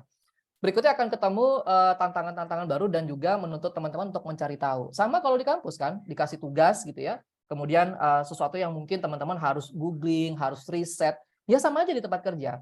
Dan di Telkom dan di Astra, karena saya dulu dibesarkan di Astra, kita punya semboyan ya atau quote yang selalu kita ingat bahwa kita nggak boleh bilang tidak tahu dan tidak bisa sebelum kita nyoba. Karena sebetulnya sekarang jauh lebih gampang to look new information karena kita sekarang punya teknologi internet. Kita akan ketemu orang-orang baru, itu persamaannya, dan kompetitif pun ada, dan kita juga banyak mempresentasikan ide. Teman-teman kan sekarang tentu di kampus saya tahu betul lebih banyak didorong untuk mempresentasikan, melakukan presentasi apa yang sudah dilakukan. Itu sebetulnya sedikit banyak sama yang dilakukan di tempat kerja. Saya yakin Bang Iskandar ketika ketemu dengan klien itu pasti harus presentasi karena to selling ideas gitu. Meskipun mungkin tidak menjual produk seperti mobil gitu ya atau produk-produk asuransi, tapi di konsultan itu maupun di korporasi kita melakukan presentasi karena kita sedang menjual ide kita ke atasan atau ke BOD kita.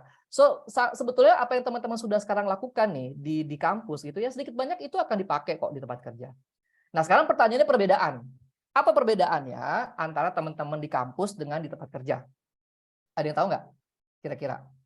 Apa perbedaannya? Yang paling gampang dulu deh. Apa perbedaan di kampus sama di tempat kerja? Ayo. Tulis di chat box ya teman-teman. Salary, ini dia betul sekali Mbak Fatima Azhara. Yang pertama kalau di kampus ya, kalau di kampus itu Anda bayar. Anda bayar dengan SPP segala macam gitu ya, semesteran yang harus Anda penuhi. Sedangkan kalau di kampus, kalau di tempat kerja Anda dibayar. Dan sangat apa ya alamiah kali ya lumrah bahwa maklum jika yang bayar itu menuntut untuk pelayanan terbaik dan juga mendapatkan return of investment. Karena Anda sebagai seorang profesional kemudian Anda dibayar, maka sudah selayaknya Anda memberikan yang terbaik dong, ya enggak? Dan ketika Anda tidak melakukan yang terbaik, sangat wajar ketika atasan Anda atau perusahaan itu menuntut Anda untuk lebih baik lagi. Ya karena Anda dibayar, berarti Anda sebagai seorang profesional. Yang kedua, ada yang namanya struktur organisasi, yaitu ada atasan dan bawahan. Dan ini catatannya buat teman-teman nanti kalau bekerja. Anda tidak bisa memilih atasan Anda, ya. Satu-satunya kesempatan Anda untuk memilih atasan adalah ketika Anda diinterview. Kenapa? Karena ketika diinterview Anda masih bisa memilih untuk tidak bergabung dengan perusahaan itu. Tapi once Anda sudah bergabung dalam korporasi, maka ya sudah. Anda menerima atasan Anda yang galak, atasan yang moody, atasan yang abusive segala macam entahlah. Itu pasti ada di mana-mana tipe atasan. Tapi itulah di tempat kerja, which di student, di college, di tempat kampus itu nggak ada hubungan atasan bawahan. Adanya sebetulnya dosen dengan apa namanya dengan Anda sebagai seorang mahasiswa ya, tapi kan bukan struktur organisasi.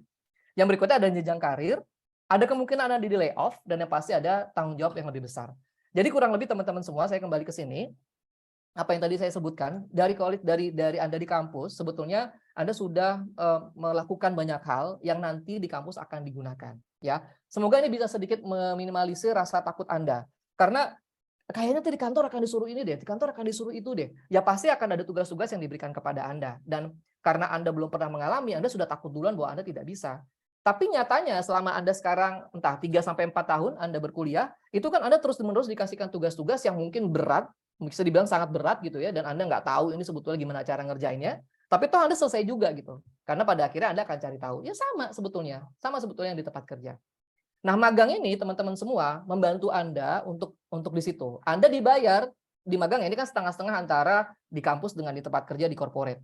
Anda sama-sama dibayar, magang dibayar, ada yang nggak dibayar juga ya, tapi kita bicara konteksnya yang dibayar. Meskipun tidak full, tapi setidaknya Anda merasakan Anda pernah bekerja dan dibayar. Yang kedua, Anda akan dikasih tugas-tugas, tapi tentu tidak seberat dengan yang sudah menjadi karyawan. Tapi Anda berlatih untuk di sana. Dan seterusnya. Jadi magang ini sangat membantu Anda untuk memahami bagaimana sebetulnya kehidupan korporasi itu. Berikutnya teman-teman, ini satu riset yang saya ambil, dan ini saya percaya betul kenapa saya ambil dari tahun 2022, jadi masih sangat-sangat update ya. Jadi kalau ada seorang rekruter memilih ada 2 kandidat yang sama bagusnya, dia cenderung akan memilih orang yang punya CV dengan pengalaman dia pernah magang di perusahaan itu, di perusahaan dia sendiri, atau di industri yang sama.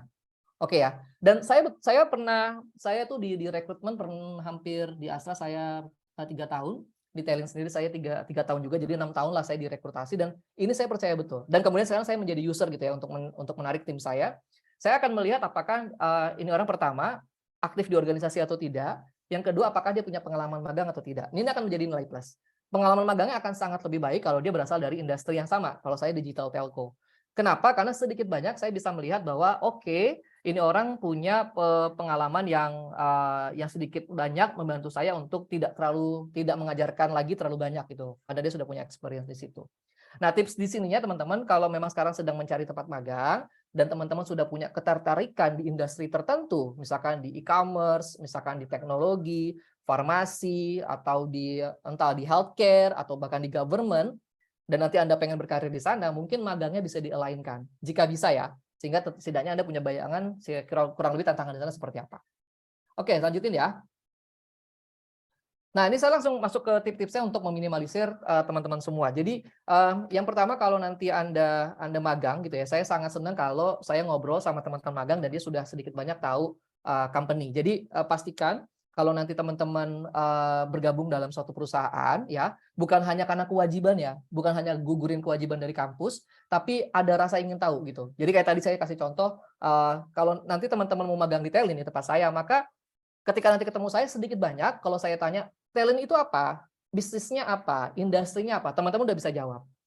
Salah satu kelemahan, nggak apa-apa saya open ya, kemarin udah izin sama Mas Iman untuk sedikit terbuka dengan faktanya. Teman-teman gini, salah satu kelemahannya lulusan psikologi UI, bukan hanya UI, lulusan psikologi itu adalah mereka hanya fokus pada ilmunya sendiri sebenarnya.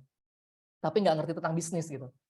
Padahal sebenarnya kalau sekarang di human capital, if you're tertarik dalam dunia human capital, maka sekarang trennya kan human capital business partner. It means artinya Anda bukan lagi sekedar administratif gitu ya, bukan sekedar melakukan pekerjaan yang dapat dari atas, tapi you understand the business. Contoh misalkan gini, tadi Bang Iskandar sebutkan tentang banyaknya layoff di startup gitu ya, tech winter kita menyebutnya, karena burn rate-nya udah tinggi lah segala macam. Banyak lah tuh analisanya. Kalau teman-teman bahkan di TikTok pun tuh banyak kan. Nah, itu teman-teman harus mau untuk belajar hal itu dan sedikit banyak nggak hanya terpaku dengan ilmu psikologinya gitu. Kenapa? Karena nanti analisanya teman-teman akan lebih tajam. Ketika magang kemudian disuruh untuk melakukan perencanaan rekrutasi misalkan, Anda bisa tahu oke, kemarin saya sudah merekrut segini tapi ternyata secara bisnis ke depan 2023 resesi dan lain-lain akan seperti ini. Jadi kira-kira berapa sih jumlah headcount yang saya harus rekrut di tahun depan? Ngerti nggak teman-teman? Ini saya nggak enak kayak beda, saya nggak bisa lihat wajah teman-teman ya, tapi mudah-mudahan kebayang.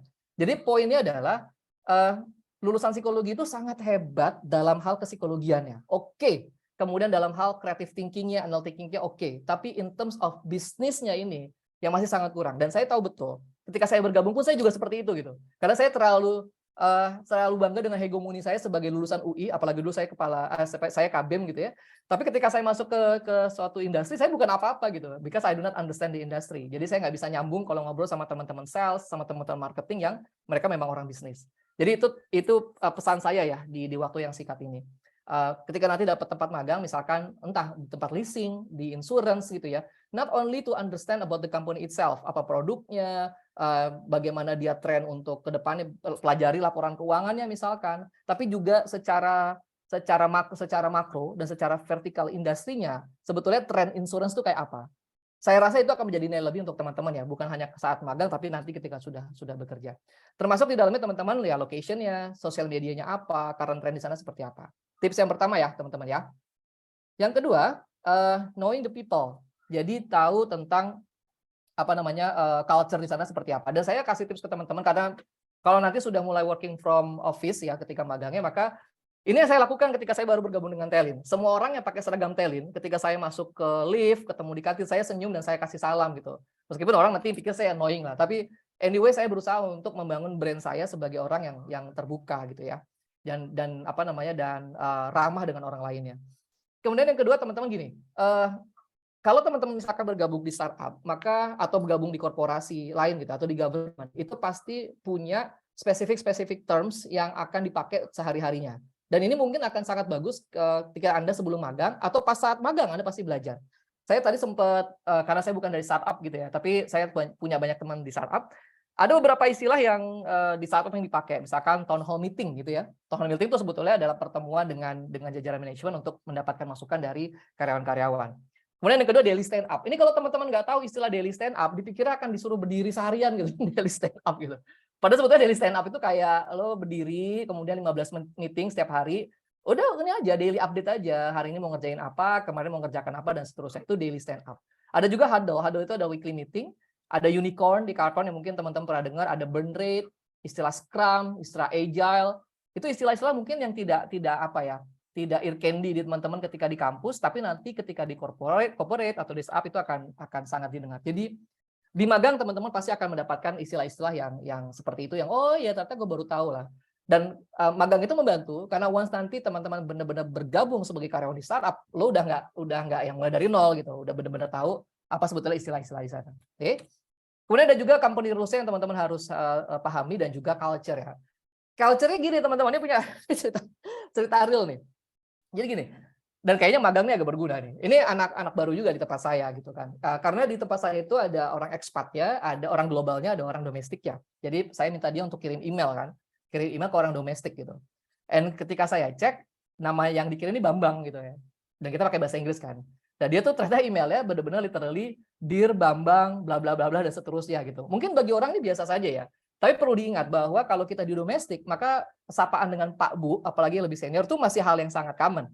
Tapi kalau untuk orang global, itu memang nggak pakai Bapak dan Bapak Ibu, mereka malah nggak suka. Misalkan saya punya Cliff, saya punya sales representative di Dubai, namanya Cliff. Sebelumnya saya minta dia untuk kirim email ke Cliff. Dan dia Dear Cliff gitu. Ya it's very okay, karena orang UK. But once kita minta dia untuk kirim ke domestik, jangan lupa Bapak dan Ibunya. Gitu. Jadi di magang itu mungkin kesempatan Anda untuk melakukan kesalahan-kesalahan, di mana nanti Anda akan belajar. Yang mungkin di kampus Anda tidak tahu, oh, ternyata email sederhana itu aja ini ya, sangat penting ya. Oh jangan salah. Aku nggak tahu ya, nanti mungkin anak magang apakah dikasih email atau tidak gitu ya. Tapi saya kalau mau kirim email, either itu ke domestik ataupun ke global, hal yang pertama saya cek, dia levelnya apa? Senior kah, VP kah gitu ya. Kemudian apakah ini orang global atau orang domestik. Saya bisa untuk ngedraft dulu, saya baca sekali lagi secara bahasa Inggrisnya sudah oke atau belum, atau kalau secara Indonesia sudah atau belum, baca sekali lagi baru saya send. Itu namanya professionals. Tapi buat teman-teman yang mungkin nggak punya pengalaman, ya udah dia tulis aja dengan bahasa yang bahasa sehari-hari gitu loh, bukan bahasa korporasi gitu kan. Dan apa sih Mas Ferry bahasa korporasi itu? Nah itulah yang nanti akan didapat dari pengalaman. Ya mungkin nanti supervisor Anda akan membantu dan seterusnya. Jadi hal yang kayak gini ya teman-teman yang nanti mungkin di kampus Anda nggak ada tuh namanya kirim email ke atasan, attach, misalkan please find attach, kindly review segala macam, itu kan bahasa-bahasa yang sangat sederhana digunakan di email. Tapi kalau Anda nggak punya pengalaman, Anda akan melakukan kebingungan lah untuk kirim email itu seperti apa. Oke, selanjutnya.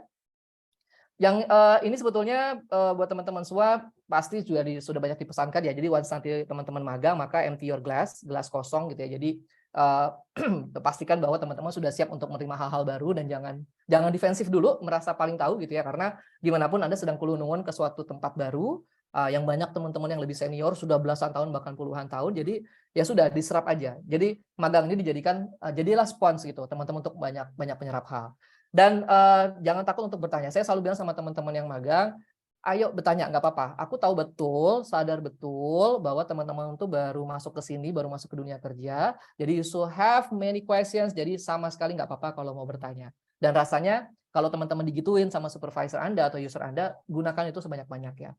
Sesederhana bukan hanya pekerjaan, tapi sesederhana kayak about the business gitu ya. Tunjukkan ketertarikan Anda terhadap bisnis gitu, bukan hanya sekedar magang dan melakukan pekerjaan administratif. Kayaknya Anda nggak dapat apa-apa deh. Tapi benar-benar untuk mempelajari sebenarnya tantangan bisnis ke depan ini apa, dan letaknya, misalkan Anda mau jadi human capital ya, dan letaknya peran human capital ini di sebelah mana gitu kalau di korporasi. Bukan hanya sekedar untuk bikin data gitu ya, bukan hanya sekedar untuk penggajian atau medical check up, tapi as a business partner sebetulnya human capital itu bagaimana yang bisa kita lakukan untuk membantu secara bisnis. Oke, 15 menit lagi. Oke, ini adalah how to make the most of your internship, teman-teman semua. Jadi yang pertama tadi saya bilang selalu bertanya, gitu ya. Jangan takut untuk bertanya. Kemudian jangan takut untuk overwhelm, karena pasti ketika masuk lingkungan baru itu banyak tantangan baru, yang mungkin hal-hal baru. Kemudian keep positive attitude, jangan baper, teman-teman semua. Kalau dimarahin sama atasan, ada dinyinyirin sama sesama magang, gitu ya. Itu udah biasa banget diomongin di belakang, segala macam lah, digibahin, gitu ya.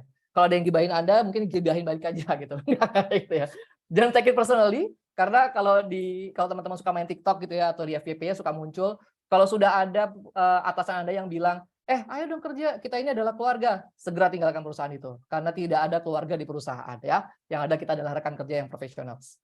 have willingness to learn, kemudian jangan lupa mencatat ketika sedang meeting itu menunjukkan respect kepada atasan Anda dan be proaktif. Ini sebetulnya hal-hal yang common pasti Anda ketahui ya, ini adalah caranya Anda menunjukkan sebagai seorang profesional magang. Nah, saya sebetulnya mau larinya ke sini sih. Oke, ini saatnya untuk buka-bukaan lah ya terhadap teman-teman UI. Jadi saya sudah 6 tahun di Telin dan saya sudah 6 tahun juga menerima setiap tahunnya anak-anak magang di UI. Saya punya, nggak apa-apa saya nyebut kampus ya. Kompetitor Anda yang saya bandingkan adalah UI, BINUS, sama kalau karena saya Telkom, anak-anak TELU, TELU University ya. Dan saya melihatnya apple to apple-nya antara anak UI sama anak TELU. Keunggulan anak TELU adalah mereka kebanyakan sudah lebih paham tentang industri teknologi ya, digitalisasi dan seterusnya. Sedangkan anak UI itu kuatnya dalam hal logical thinking-nya sama kemampuan dia untuk menerima input sama menerima arahan atau menerima perintah, menerima order gitu ya. Keduanya hampir sama, tapi digitalisasinya mengenai teknologi teman-teman TELU memang lebih unggul. Karena kebetulan memang core mereka di situ. Tapi bukan berarti teman-teman yang UI ini tidak bisa melakukan. Karena rasanya sekarang agak aneh kalau ada teman-teman yang gimana ya, mungkin nggak teknologi savvy gitu. Karena itu kayaknya penting ya. At least minimum lu bisa pakai Canva lah, bisa menggunakan Canva, ngerti Google Drive, ngerti cloud itu apa. Hal-hal yang mungkin tidak diajarkan di kampus ya, tapi Anda gunakan untuk membantu Anda melakukan pekerjaan di kampus gitu. Nah, itu akan sangat berguna di tempat kerja. Yang pertama adalah the ability to understand and implement task and assignment. Ini saya merasa anakku itu gampang banget untuk dikasih order, saya kasih satu arahan dan itu teman-teman bisa langsung selesaikan, dan itu adalah idaman para atasan karena kita tidak perlu menjelaskan panjang lebar, meskipun kalau ada pertanyaan silahkan tanyakan aja. Dan biasanya anak UI itu bisa memberikan yang lebih sih, jadi the quality of work, nggak asal-asalan gitu. Aku kelihatan banget bahwa anak-anak UI itu kalau nyelesain kerjaan, anak-anak psiko UI ya, itu mereka akan double check lagi baru mereka kirim ke saya untuk dapat review. Jadi itu yang kita harapkan. Nggak semuanya, tapi interpersonal skill teman-teman itu rata-rata oke lah, setidaknya kalau kita bercanda-bercanda receh masih masuk gitu ya, masih ketawa-tawa, masih mau ngasih masukan, dan itu menurutku sangat penting. Bukan sekedar pintar, tapi kemampuan emotional intelligence-nya juga ada. Inisiatif kreatif, current trend yang tadi saya sampaikan, kebetulan beberapa teman-teman yang magang di tempat saya masih nyambung lah. Kalau aku bicara tentang HubSpot, bicara tentang Salesforce, ClickUp, Slack gitu ya. Itu aplikasi-aplikasi yang digunakan di tempat kerja, Canva yang sekarang lagi populer, itu juga mereka bisa gunakan. Dan yang bawah, yang ini adalah saya pikir yang tadi menjadi kelemahannya, business knowledge. Ini merata hampir di semua ya, pemahaman tentang bisnisnya, no matter bisnisnya apa. Karena kadang-kadang teman-teman yang masih fresh grade atau yang baru mau magang, mereka akan lebih fokus kepada ilmunya sendiri, kesikologiannya gitu ya. Tapi pemahaman tentang bisnisnya, saya nggak tahu apakah karena memang Anda nggak tertarik, tapi kalau memang Anda ingin bekerja di satu industri, maka sangat penting untuk memahami industrinya, ya, current trend-nya, not only your company, tapi secara makronya di luar pekerjaan Anda sehari-hari, gitu. Nah, saya kembali lagi ke tadi yang tanya ya. Pengalaman saya memang anak-anak UI kan tidak diberikan satu dan lain hal, tidak diberikan capabilities untuk menggunakan alat tes misalkan. Sedangkan mungkin anak psikologi lain itu bisa. Jadi itu mungkin masih menjadi salah satu hal yang nilai lebih dari suatu kampus lain dibandingkan teman-teman yang berasal dari UI. Tapi bukan berarti tidak dilakukan. Jadi kalau memang Anda mendapatkan tugas mengadministrasikan alat tes di tempat kerja, maka tanya aja. Dan Anda mungkin juga bisa belajar sendiri dulu gitu. Karena rasanya kalau direkrutasi nanti Anda magang di sana, banyak mengadministrasikan alat tes itu masih dikasih tugas ke Anda gitu ya. Setidaknya untuk scoring. Dan itu bisa dipelajari sendiri. Dan itu bisa Anda dapatkan di magang. Jadi itu kelebihan-kelebihan tadi Bang Iskandar juga sempat menyebutkan bagaimana pengalaman beliau dengan teman-teman yang UI, dan sedikit banyak saya punya pengalaman yang sama gitu ya. Mungkin nanti seiring jalannya waktu tentu ada perbedaan pengalaman ya, perbedaan gap, tapi saya tahu betul lah katanya teman-teman Gens itu banyak ngeluhnya, banyak gampang untuk ngambek atau mutungnya segala macam, tapi saya merasa nggak seperti itu sih, karena dulu mungkin generasi di atas saya melihat saya generasi millennials ini atau generasi X ini kayak begitu gitu, jadi saya tahu betul rasanya digituin kan, jadi saya nggak mau melakukan itu di bawah, saya mencoba saling memahami aja, dan Anda juga mencoba memahami bahwa supervisor nanti Anda, atasan Anda itu berasal dari generasi yang berbeda. Mungkin itu teman-teman semua akhir dari saya gitu ya, mohon maaf kalau mungkin waktunya agak terlebih, tapi 11.31, pas 11.31 sudah selesai. Itu pengalaman saya untuk di korporasi ya, mungkin nanti kita akan lebih banyak kita jawab. Makasih Mas Omar kembali. Ya, terima kasih banyak Mas Ferdi atas penyampaian materinya, dan ya saya setuju beberapa Mas dengan penyampaian Mas Ferdi tentang tadi ya perbedaan culture-nya, habis itu juga bagaimana memahami bisnis dari company-nya, karena saya juga pernah di recruitment consulting gitu Mas, dan ya tentang apa mempelajari tentang bisnis yang berbeda dari pengalaman psikologi itu benar-benar harus belajar banget gitu ya Mas. Oke, sekarang kita masuk ke sesi tanya jawab, di mana di sini sudah ada ketiga para narasumber kita, Mas Iman, Mas Iskandar, dan juga Mas Ferdi, yang bisa teman-teman tanya ini tentang pengalaman mereka dan juga di bidang mereka masing-masing, klinis, consulting, dan juga corporate, di mana pertanyaannya nggak akan membuka pertanyaan private, bisa langsung bertanya melalui chat box everyone ya. Jadi teman-teman supaya para narasumber bisa langsung bertanya. Supaya narasumber bisa langsung melihat dan menjawabnya. Jadi bisa teman-teman jika ingin melewat chat, langsung chat aja ke everyone ya, supaya bisa langsung dilihat oleh para narasumber kita. Ditunggu, dan jika ada teman-teman yang ingin bertanya melalui raise hand, langsung bertanya juga dipersilahkan.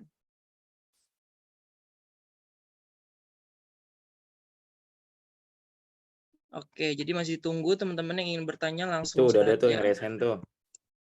Oh, tunggu sebentar Mas. Wait.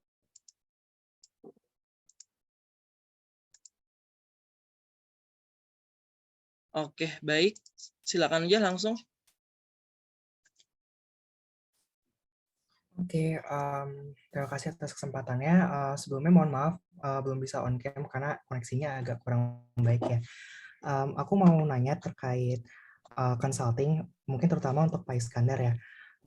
Ada dua pertanyaan utama.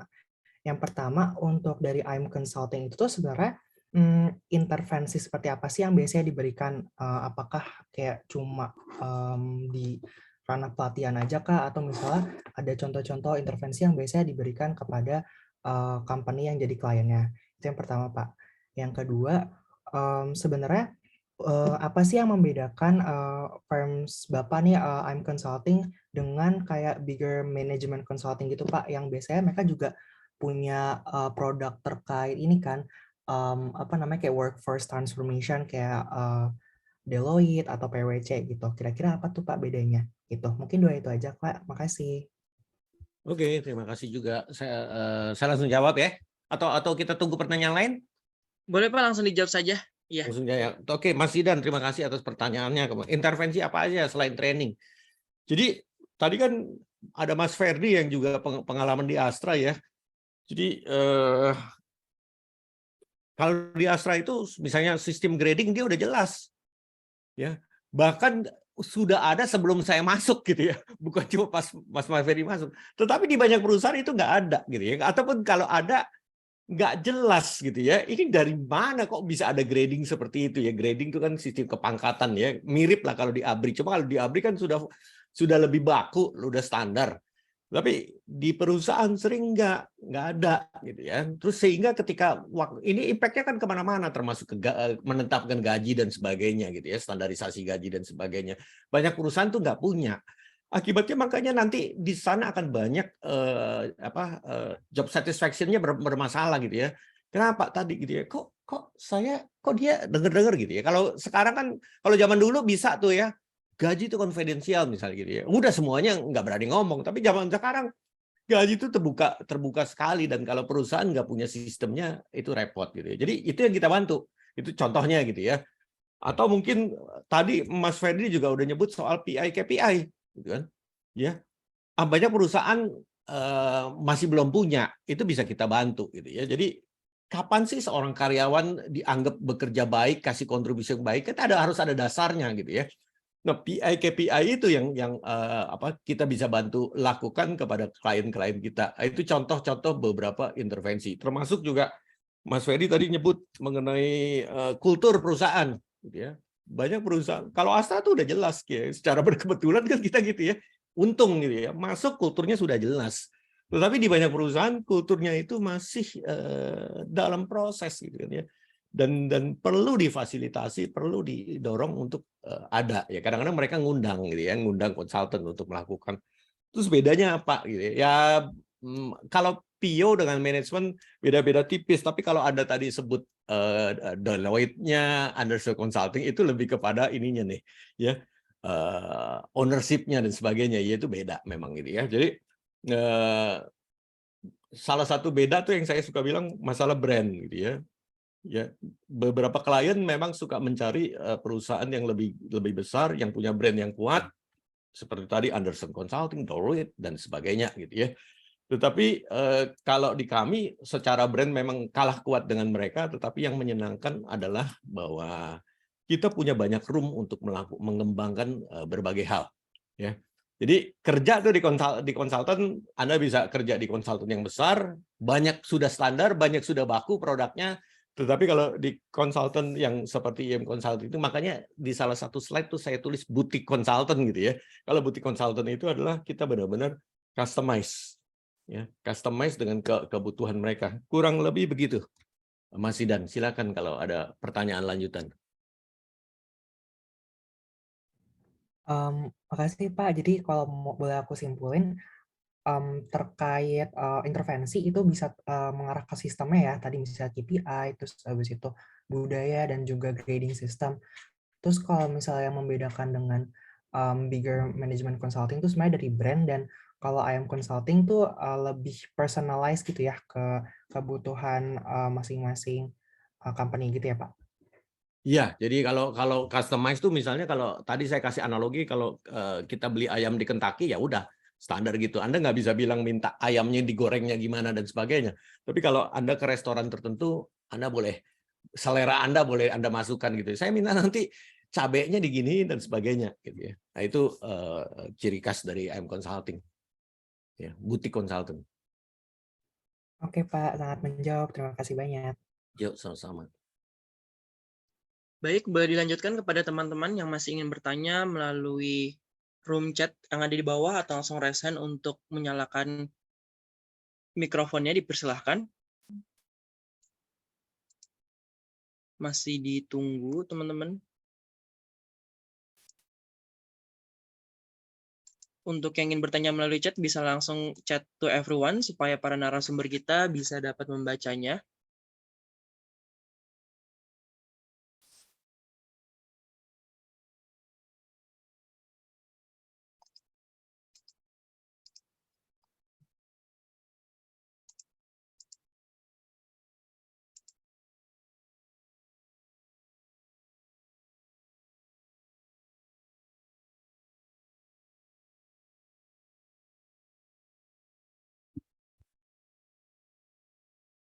Sambil nunggu pertanyaan, saya boleh say something ya? Boleh Mas ya. Saya mau menambahkan sharing yang Mas Ferry lakukan yang menurut saya banyak banget poin-poin yang bisa menjadi pembelajaran teman-teman angkatan 2020 ini, termasuk pada pertanyaan pertama kan ketakutannya apa gitu ya. Ya, saya cuma mau nambahin aja di masa-masa di awal ini justru Anda bebas salah gitu ya. Jangan takut berbuat salah. Yang takut salah tuh justru yang harusnya yang senior gitu ya. Jadi beranilah gitu ya. Kalau Anda punya ide, punya apa, beranilah mengungkapkan, beranilah menyampaikan, jangan takut salah ya, karena memang masih dalam proses belajar, jadi wajar-wajar saja salah. Seperti itu. Ya. Kemudian sambil nunggu yang lain gitu ya. Tadi Mas Ferdi juga menambahkan jadi apa yang sudah saya katakan tadi, perlu paham banget gitu ya. Perlu paham banget mengenai industri dari klien, mengenai itu. Oh iya gitu ya. Dan terutama sekali apa gitu ya, memang benar tuh, itu berarti udah tahunan tuh ya, dari tahun 70, 80 sampai sekarang. Orang psikologi itu banyak jago banget di psikologinya gitu ya, tetapi nggak ngerti apa-apa soal bisnis. Itu benar banget gitu ya. Jadi ayo gitu ya. Saya juga kemudian belajar gitu ya. Jadi awalnya juga kondisi itu kan juga saya lakukan, tapi ini saya misalnya selalu belajar nih ya. Saya kasih tunjuk, saya udah siapin tuh tadi gitu ya. Orang psikologi itu ngomong suka abstrak, ya nggak jelas gitu ya. Tetapi kita berhadapan dengan CEO yang suka banget dengan angka-angka, apalagi yang wujudnya revenue, profit, ya. Dan sebagainya. Nah, kalau kita mau mengusulkan sesuatu, misalnya tadi kan Mas Zidan mengatakan intervensi tertentu, kita harus bisa nyampaikan secara tadi itu. Apa sih dampaknya ke revenue perusahaan, kepada produktivitas dan sebagainya. Nah, kalau kita udah mampu menjelaskan itu, lebih mudah mereka bilang, oke, setuju gitu ya. Oke, setuju. Kalau enggak, ribet buat mereka itu ya. Buat kita gampang teori psikologi, tapi buat mereka Ya, ya kan beda lah ya. Kita kan sekian tahun belajar, mereka kan enggak gitu ya. Seperti itu. Ya, ya ada pertanyaan lain? Kalau Aku enggak saya nambahin nambah lagi. nambahin Bang Iskandar Ya, sebentar ya. yes, Teman-teman Mas mungkin Ferdi. thank you Bang. Jadi konteksnya ini kalau boleh agak lebih jauh lagi Mas Iman ya. Kalau bukan hanya magang, tapi nanti kalau teman-teman bekerja. Tadi kan saya di awal tuh sempat statement ya. Saya pernah di konsultan dan ternyata jiwa saya nggak di situ. Saya tuh salut banget sama ini terus terang buat teman-teman yang mau di konsultan. Saya salut banget sama kayak Bang Iskandar dan teman-teman di konsultan karena memang mentalnya tuh harus lebih jago dibandingkan di corporate. Kalau saya ngelihatnya. Karena bukan hanya beliau ini harus menjawab kebutuhan klien yang kadang-kadang industrinya ini kita nggak ngerti nih bisnisnya apa, tiba-tiba diminta bikinin solusi gitu ya.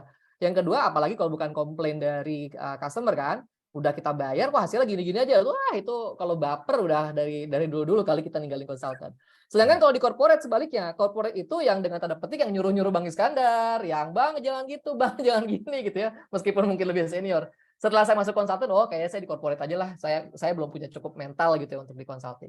Jadi teman-teman banyak belajar dari Bang Iskandar tadi. Pertama yang pemahaman bisnis tadi, tapi jangan juga tentang mentalitinya. Jadi kalau memang teman-teman nanti rasanya diri saya adalah seorang konsultan nih, saya ingin menjadi seorang konsultan, ya mungkin magangnya di situ gitu. Jadi biar bukan hanya ngerasain bagaimana menyelesaikan pekerjaannya, tapi yang paling kerasa kalau magang itu adalah environment-nya sama tekanan mentalnya itu yang teman-teman rasain, dikejar dengan customer, dikejar dengan klien. Bang Iskandar pasti banyak pengalamannya. Jadi itu nambahin Bang Iskandar, jadi saya salut banget sama teman-teman di consulting sih. Apalagi benar-benar mulai, yang membangun sampai sebesar sekarang. Ya, Kalau menarik banget. gitu ikut nambahinnya bentar dikit ya. Lanjut Kalau Mas Iman tadi ya, silakan. Pak Iskandar bilang gitu ya di konsultan harus jangan baper segala macam gitu ya. Mas Ferdi juga bilang kayaknya mentalitas di konsultan harus tinggi, sementara jadinya Mas Ferdi pindah ke ke corporate untuk bisa jadi ngatur-ngatur Pak Iskandar gitu ya. Ya udah kalau semua udah kusut datang ke saya aja ya, kita ketemu di ruang konsultasi. Ya. Menyenangkan kok karena kalau dalam fieldnya saya nih Pak Iskandar dan Mas Ferdi nih ya, kita selalu tenang. Kenapa? Nggak perlu ngomongin soal angka. Kalau misalnya, Mas kalau saya gini-gini kira-kira gimana? Tergantung gitu. Semua kita bisa bikin tergantung gitu ya. Karena sebagai psikolog klinis enak banget kita ngomong tergantung Anda, tergantung siapa. Abu-abu terus gitu ya. Tapi enggak sih Karena bukan psikolog untuk untuk Anda ya, psikolog untuk Anda bukan untuk saya kan. buat saya nanti dulu deh gitu ya. Yang penting Anda dulu gitu ya. Enggak, tapi gini, itu tuh kan macam-macam fieldnya ya. Artinya sebetulnya dengan pembekalan yang udah ada sih kebetulan karena saya juga ngajar di fakultas, jadi pembekalan bagi terutama angkatan 2020 nih Pak Iskandar dan Mas Ferdi, mereka tuh rada dapat tekanan kalau saya boleh bilang dari kacamata saya nih, karena mereka angkatan pertama yang bahkan masuk kampus aja nggak tahu temennya siapa gitu ya. Pokoknya masuk kampus dapat jaket kuning, tapi siapa ya teman gue gitu nggak tahu, nggak pernah ada kayak Mas Ferdi dulu kan. Mas Ferdi dulu galak loh teman-teman, sebagai ketua BEM tuh dia galak banget. Saya takut sama Mas Ferdi. Jadi tuh tegas gitu orangnya ya. Ada kegiatan bareng-bareng pakai jaket kuning itu ada, sementara angkatan 2020 enggak. Dan 2020 itu ya baru sekarang ini Mas Ferry dan Pak Iskandar baru mulai ketemu lagi offline segala macam. Artinya dinamika di dalam dinamika sosial sebetulnya menarik banget karena mereka terpaksa untuk mau maju jalan terus sama kehidupan, padahal sebetulnya kita-kita yang lebih dulu nggak pernah tuh ngalamin susah mereka tuh gitu. Jadi saya pikir sebetulnya secara soft skill kelincahan mereka luar biasa, yang mereka udah punya gitu ya. Tinggal kemudian mereka mau pakai aja nih berikutnya. Dari yang tadi Pak Iskandar udah sampaikan, Mas Ferry juga udah, dan dari obrolan saya kalau sama mereka di kampus, saya tahu mereka punya tuh nuansanya itu. Tinggal mereka menentukan aja gimana nih, ke arah mana sih saya mengembangkan diri. Kalau bau-baunya corporate, apa sih yang saya bisa proof lagi. Karena kayak kemarin nih Mas Ferry dan Pak Iskandar, sistem online, sistem pembelajaran yang nggak ketemu itu memacu mereka untuk jadi bisa berkreasi dengan amat sangat baik. Kalau tadi Mas Ferdi menyebut Canva gitu ya, nggak usah Mas, mereka udah PhD soal Canva gitu, kita nggak usah minta lagi, mereka udah bisa semua. Mereka minta mereka bikin polling online, jadi semua langsung dalam waktu singkat gitu ya. Artinya secara soft skill digital tuh pasti lebih savvy ketimbang kita. Hanya kemudian nanti memang tinggal mereka sadar juga, teman-teman 2020 sadar juga bahwa selain yang digital, kalian juga tetap harus mau tuh kayak yang Mas Ferdi bilang tadi, mau tuh ngobrol, nanya, kata Pak Iskandar jangan buru-buru baper, mau ngembangin diri, tahu kira-kira kalau kayak gini tuh saya bisa dapat apa ya dengan ngobrol sama orang ini dan seterusnya. Dengan demikian pembelajaran itu juga kalian lihatnya bukan saya perlu dapat apa dan saya perlu perform apa enggak, tapi lihat itu lebih global lagi. Dari situ kalian jadi lebih lebih tenang, nggak perlu kayak ngerasa terlalu banyak tuntutan gitu, karena yang dijalani adalah sebuah pembelajaran yang rada-rada global, bukan saya di sini saya dapat apa enggak, tapi lebih global. Karena kan berikutnya kalian pindah lagi ke perusahaan lain, atau itu sebagai modal kalian untuk lanjut ke dunia kerja yang sesungguhnya, yang lebih kejam daripada dunia magang gitu ya. Gitu sih kurang lebih saya mau nambahin. Thank you Mas Omar, thank you Mas Ferry, dan thank you Pak Iskandar. Thank you kepada 3 narasumber kita. Nah, Mas, mungkin kalau dari aku ingin nanya nih, Mas, gitu kan, sebagai kita nanti akan setelah lulus jadi first jobber gitu ya, mulai mencari magang atau misalnya jenjang karir kita, apa sih, Mas, mungkin soft skill yang memang paling dibutuhkan nih buat kita sebagai orang-orang mau mempersiapkan kerjanya gitu, masuk ke jenjang pekerjaan tuh apa sih, Mas? Soft skill yang dibutuhkan dari masing-masing industri yang Mas kuasai saat ini gitu ya. Saya dulu kali ya, Mas ya. Kalau karena sekarang nomor satu menurut saya, karena sekarang tadi Mas Iman juga udah sempat menyampaikan, saya yakin betul dengan teman-teman 2020 udah PhD lah untuk Canva dan lain-lain. Jadi kalau memang nanti masuk industrinya sama kayak saya, terkait ke digitalisasi, jadi teknologi savvy itu nomor satu menurut saya sih. Jadi jangan anti dengan teknologi kali ya. Justru ketika kita masuk itu banyak yang saya tanyakan ke teman-teman magang, gue punya kasus kayak gini, gimana caranya lu bikin ini lebih baik, lebih cepat, dan meminimalisir fraud, meminimalisir hal yang kesalahan, dan itu biasanya dilakukan dalam digitalisasi. Yang kedua, tetap saja meskipun teknologi sudah mulai masuk, tapi interpersonal skill-nya itu tetap pasti nggak akan hilang kemana-mana, Mas Omar. Jadi kalau dari saya dua hal itu, kalau memang industrinya sama dengan kayak saya, teknologi savvy sama interpersonal skill. Dan menurut saya, meskipun nanti mungkin industrinya bukan dengan seperti saya ya, di industri manapun, dua hal besar itu yang selalu akan dicari dengan orang-orang rekruter. Gitu Mas Omar mungkin dari saya. Oke, thank you. Mungkin dari Mas Iskandar gimana, Mas? Ya tadi kalau bicara soft skill kan saya udah mengatakan sebagai profesional kita harus high achiever, harus punya banyak inisiatif, kemudian harus banyak belajar. Plus yang lain adalah bagaimana kalau kita sebagai konsultan adalah begitu masuk ke dalam perusahaan kita tuh bisa humble gitu ya, humble tetapi resourceful ya. Jadi karena di dalam perusahaan itu kan kita punya partner. Kalau misalnya saya sebagai konsultan yang banyak di PO, itu di human capital adalah partner kita, ya. Dan kita harus ketika direksi memutuskan mau pakai konsultan, kita jangan sampai menyakiti hati mereka dengan gaya-gaya kita yang merasa lebih, gitu ya. Ya, kita itu harus tunjukkan bahwa kita nih partner ya, Yuk kita sama-sama lakukan supaya perusahaan jadi klien yang bayar kita ini akan menjadi lebih baik dan kamu juga akan lebih diuntungkan. Jadi partner kita tuh di HRD akan lebih diuntungkan. Karena saya selalu bilang bahwa kita ini paling di perusahaan klien itu kan mungkin setengah tahun, 1 tahun gitu ya kalau lama pun. Setelah itu kan mereka yang terusin. Ya. Mereka yang terusin. Kalau buy in proses istilah saya tadi nggak jalan dengan mulus, akhirnya apa yang kita berikan ke mereka itu bisa hilang begitu aja loh, ya. Dan kalau udah hilang begitu saja, apa yang bisa kita katakan juga gitu ya kepada orang lain gitu ya. Oh, saya udah bantu PT X tuh gitu kan. Tapi nggak ada apa-apanya tuh buktinya gitu kan ya. Kenapa? Ya karena kita nggak berhasil menjalin kolaborasi sama mereka. Jadi humble itu penting gitu kan. Tapi kita juga bisa menunjukkan bahwa kita memang bisa memberikan bantuan yang profesional. Dari saya itu. Oke, thank you Mas Iskandar. Boleh dilanjut Mas Iman? Ya, kalau misalnya betul ingin bekerja atau ingin masuk dalam ranah klinis sebetulnya, tentu kan sebagai psikolog masih nanti, kalian masih perlu S2 dulu, profesi dulu, baru dapat sebutan sebagai psikolog dan berkarir sebagai psikolog di dalam situ. Tapi kalau kita bicara industrinya, sebetulnya kurang lebih kan sebetulnya sama ya, interpersonal skill segala macam. Hanya saja memang mungkin kalau dalam industri klinis ya, klinis yang sifatnya psikologi klinis, memang perlu gede-gede banget sabar. Artinya ketika kita ketemu sama klien, ya klien akan berjalan sesuai dengan pace-nya, kemampuannya, dan modal yang dia punya. Nggak bisa kita memaksa klien untuk ikut dengan apa yang kita mau. Tentu ada kerjasama yang baik di dalamnya, dan kerjasamanya mostly akan bersifat man-to-man, 1 lawan 1 gitu. Sekalipun katakan, misalnya berada dalam industrinya di rumah sakit, itu kan kita berada dengan banyak sekali pihak juga. Ada yang namanya direktur, ada yang namanya sejawat lain. Di sini juga mungkin dokter juga mungkin belum semua setara melihat psikolog itu sebagai jabatan yang setara gitu ya. Jadi lagi-lagi skill interpersonal tentang kita gimana kita ngobrol, membawakan diri, terus mau belajar, mau nanya, kita bisa fit in di mana, kita ajak kolaborasi. Dok, kalau saya punya kasus kayak gini-gini, saya boleh nggak ngobrol sama dokter? Kan itu yang harus kita bawa gitu. Jadi nggak akan terpentok pada satu skill khusus saja.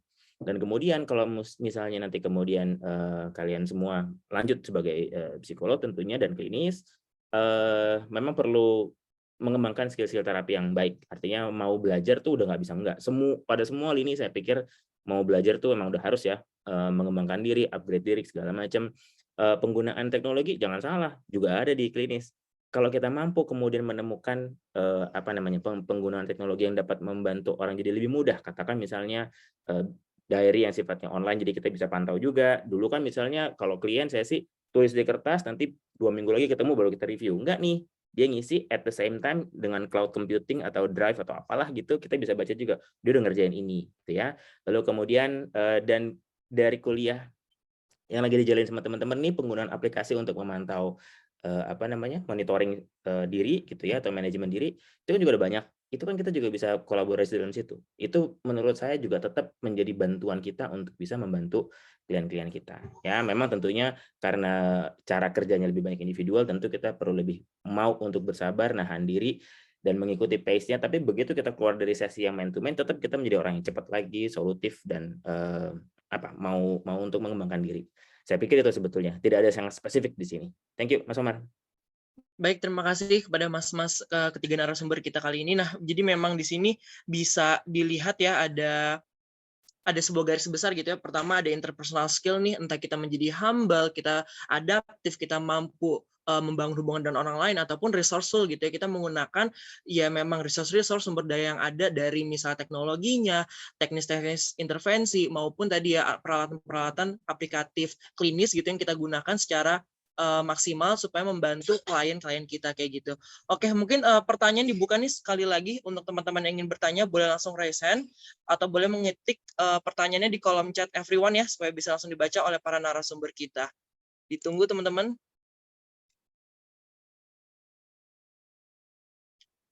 Boleh? Kesempatan terakhir nih teman-teman.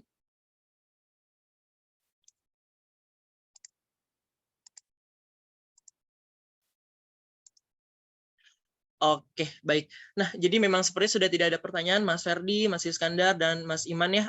Terima kasih banyak atas penyampaian materinya, terutama dari ketiga bidang di mana Mas-Mas di depan telah sangat menguasai ketiga bidang tersebut. Harapannya teman-teman dari 2020 nih bisa semakin paham mengenai ketiga bidang dan juga semakin mampu untuk menyusun ya Mas, bagaimana sih perencanaan nanti karir mereka ke depannya dari ketiga bidang yang telah dipaparkan sebelumnya.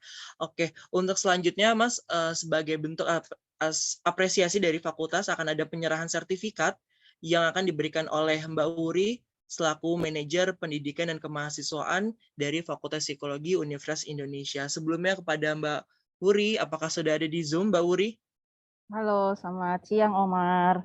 Siang Mbak Wuri. Baik, Selamat dipersilakan siang kepada Pak Mbak Wuri. Is, Mas Ferdi dan Iman.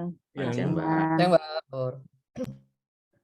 Ya, ini berikut sertifikat yang terima kasih banyak sudah berbagi pengalaman, pengetahuan, dan juga tips dan triks di dalam kegiatan magang nantinya ya di berbagai bidang baik corporate, di consulting dan di klinis, setting klinis ya.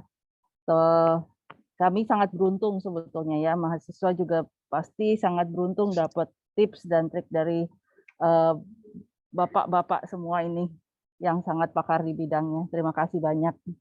Berikut sertifikatnya untuk Mas Iman. Terima kasih banyak Mbak Wuri. Mungkin saya izin pandu untuk foto dulu ya Mbak ya, antara boleh, Mbak Wuri, boleh. Mas Iman, dan sertifikatnya gitu. Nanti akan per sesi gantian lagi. Baik, untuk Mas Iman terlebih dahulu, saya hitung mundur. 3, 2, 1. Baik, terima kasih. Izin melanjutkan mungkin ke sertifikat selanjutnya. Sertifikat selanjutnya untuk Pak Iskandar. Terima kasih banyak Pak Iskandar. Ya, terima kasih sama-sama ya. Senang Kembali saya pandu sharing. untuk hitung mundur ya, Pak Iskandar dan Mbak Wuri. Baik, 3, 2, 1. Oke, terima kasih. Boleh dilanjutkan? Dan sertifikat yang terakhir untuk Mas Ferdi. Ya, oke, terima kasih banyak juga ya Mas Ferdi Sama-sama, atas Mbak. sharingnya. Baik, saya hitung mundur. 3, 2, 1. Ya, terima kasih kepada Terima tiga kasih. narasumber kita pada hari ini dan juga kepada Mbak Wuri Prastiawati PhD Psikolog selaku Manajer Pendidikan dan Kemahasiswaan Fakultas Psikologi UI atas penyerahan sertifikatnya. Untuk selanjutnya kita akan mengadakan sesi dokumentasi atau foto bersama. Jadi harapannya kepada seluruh para partisipan yang berada di Zoom pada hari ini dapat menyalakan kameranya untuk melakukan foto bersama terlebih dahulu sebagai bentuk dokumentasi. Baik, kita tunggu sebentar supaya dapat bersiap-siap dan menyalakan kamera.